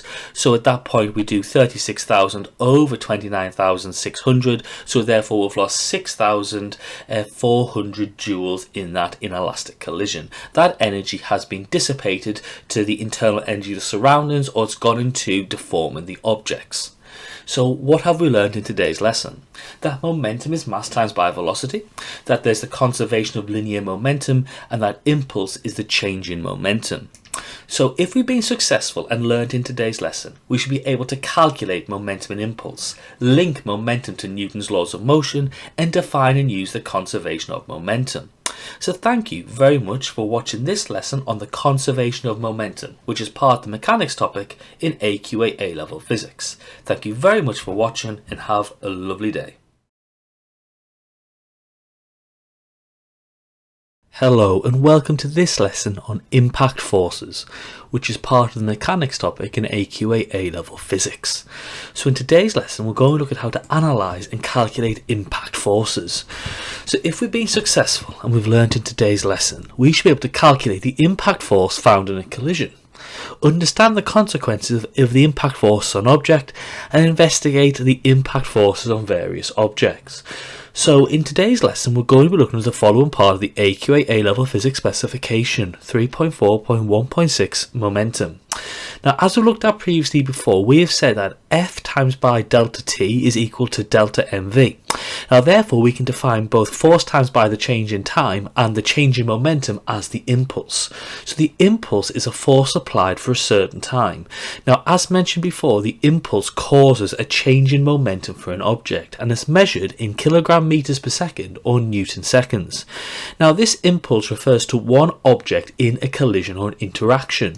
Now the larger the impulse on an object, the greater its change in momentum. So we can define the impulse fundamentally as the product of the force and the time for which the force acts on the object. Now as mentioned previously, we have discussed Newton's second law of motion for a constant mass, which is that the force is directly proportional to the acceleration. Okay, so therefore we can say F equals ma. Now we also know that acceleration is the change in velocity divided by the change in time, so we can substitute that into the equation and say F equals m times by the change in velocity over the change in time. Now we know the change in momentum, delta p, is equal to delta mv. So therefore, if we said F equals delta mv over delta t, this tells us that the resultant force is equal to the rate of change of momentum. Now this is a really fundamental equation in physics because it can predict the motion of an object subjected to forces even when the mass changes with time. Now this statement also effectively defines what was meant by a force in physics. It's an interaction that causes an object's momentum to change. So if an object's momentum is changing, there must be a resultant force acting on it. Now we can find the size and the direction of the force by measuring the rate of change of an object's momentum.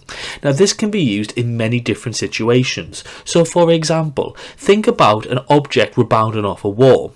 We know that the force is equal to the change in momentum over the contact time with the wall. So we can therefore say F equals minus mv minus mu over t, and that allows us to work out the force exerted on this object. Now note we've got a minus v because it's in the opposite direction to the original velocity. Again, so we can then simplify this a bit further, because if the collision was in fact elastic, that the momentum and the kinetic energy was conserved, this tells us that the values for v and u will be the same. So we can say that now minus v mv minus mu over t is therefore equal to minus 2mu over t, and that's actually a fundamental equation which you come across when we're looking at gas pressure. Now, as well as that, if the impact is oblique, then the horizontal components of that velocity must be considered. So therefore, if we have, in this example, as you can see here, the momentum is going to be m cos theta u initially, and then after it's rebounded, it's minus m cos theta v. Again, remember it's a minus because it's in the opposite direction. So now this allows us to work out the force exerted to be minus m cos theta v minus m cos theta u all over t. Now this concept of F is equal to the change in momentum over the contact time even explains why UFC fighters like Conor McGregor can break their own knuckles when they punch another fighter in the face. Now the impact force of this collision is very high because the punch is very quick and very sudden, so the low contact time increases the impact force and can actually break the fighter's hand.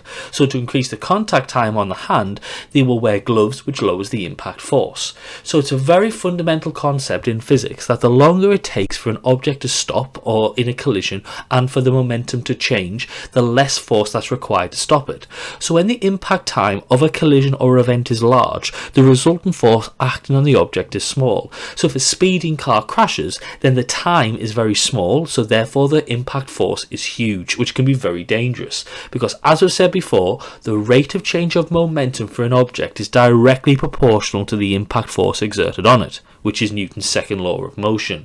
So vehicles are designed to minimize the forces exerted on them during a collision with various different features, so things like seat belts, airbags and crumple zones. So it's why cars have crumple zones at the front and back, because these parts of the car are weak enough to crumple but strong enough to do so slowly. So this increases the time taken to change momentum, so it decreases the resultant force on the car. Now car passengers have similar protection because airbags and seatbelts help increase the time it takes for the passengers to stop. So as the time to change momentum for an object increases, the resultant force on that object decreases. In addition, seatbelts actually stretch slightly, increasing the time taken for the wearer to stop. Airbags inflate before you hit the dashboard of the car. The compressing air inside slows you down more gradually than if you just hit the hard dashboard. In addition, bike helmets contain a cushionable layer of foam which helps lengthen the time taken for your head to stop in a crash, which reduces the impact on your brain. Now crash mats and cushioned playground flooring increase the time taken for you to stop if you fall on them because they're made from soft compressionable materials. So it's important to note that the crash mat and the cushioned playground flooring increase the time taken for you to stop if you fall on them, lowering the resultant force acting on you, lowering the chance of injury. Now imagine you're trying to catch an egg. If you hold your hand out and didn't move it, the egg would smash. That's because the change in momentum, the impulse, takes place in a short time, making the impact force on the egg large. But if we cup the egg and move our hands down as we catch it, we make it take longer to come to a complete stop. This increases the contact time, decreases the impact force, and the egg remains intact. Imagine trying to catch a cricket ball. If we didn't stop to move our hands, it would hurt when the ball stopped in our hands because the change in momentum or impulse happens in a very short time. This means the impact force on your fingers is large and can in fact break them. So what we do is, if we make the contact time longer, we reduce the impact force on our hands from the ball. That's why cricketers move their hands down when they catch the ball. It increases the contact time and decreases the impact force. Packaging, especially for frail items, uses bubble wrap or polyester packaging to reduce the impact forces that the items experience in transit. This helps cushion the items by increasing the time over which they experience a force, which reduces the risk of damage. In football, increasing the contact time can be used to our advantage, as the longer the contact time, the larger the change in momentum. So when kicking a football, after a strong kick, the motion is followed through, so the momentum from the foot is transferred to the ball. This creates a large impulse and the ball then has a higher velocity. So if we look at our equation that force is equal to impulse over time, or the change in momentum over time, we can then look at how this works. So what we can say is that in this idea, that whilst the total momentum of the system of the object stays constant, the momentum of one object can change. So what we can see from this equation is that by increasing the contact time, it decreases the impact force experienced by the object. Now, if we decrease the contact time, this increases the impact force experienced by the object. So as we've mentioned before, crumple zones, padding, helmets, sidebars, crash mats, seatbelts all increase the impact time for a collision. So the impact force experienced by the object is reduced if we assume that the change in momentum, the impulse in the interaction, stays the same. So when the time taken increases, the rate of change of momentum decreases. So that's an important idea because it means the change of momentum every second decreases. Now we can also use this information in a force time graph. In real life, forces are not often constant and will vary over time. So if we plot the force against the time, the impulse is in fact equal to the area under the force time graph, because the area under the curve is the y-axis times by the x-axis, so it's force times by time, which is change in momentum, which is the impulse. So if you have your force time graph, you can work out your change of momentum or impulse by working out the area. Now again, that's extremely useful when the force exerted is not a constant value for a collision. So in this situation, to find the change in momentum, you must either count the squares or break up the area into different shapes and work out the area of those shapes. So to summarise what we've looked at in today's lesson, force can be linked to the rate of change of momentum, and the impulse is the change in momentum. We should also be aware of the significance of the area under a force time graph and be able to answer quantitative questions set on forces that vary with time and impact forces that are related to contact times. So if we've been successful and we've learnt in today's lesson, we can calculate the force found in a collision, understand the consequences of the impact forces on objects, and investigate the impact forces on various objects. So thank you very much for watching this lesson on impact forces, which is part of the mechanics topic in AQA A-level physics. Thank you very much and have a lovely day.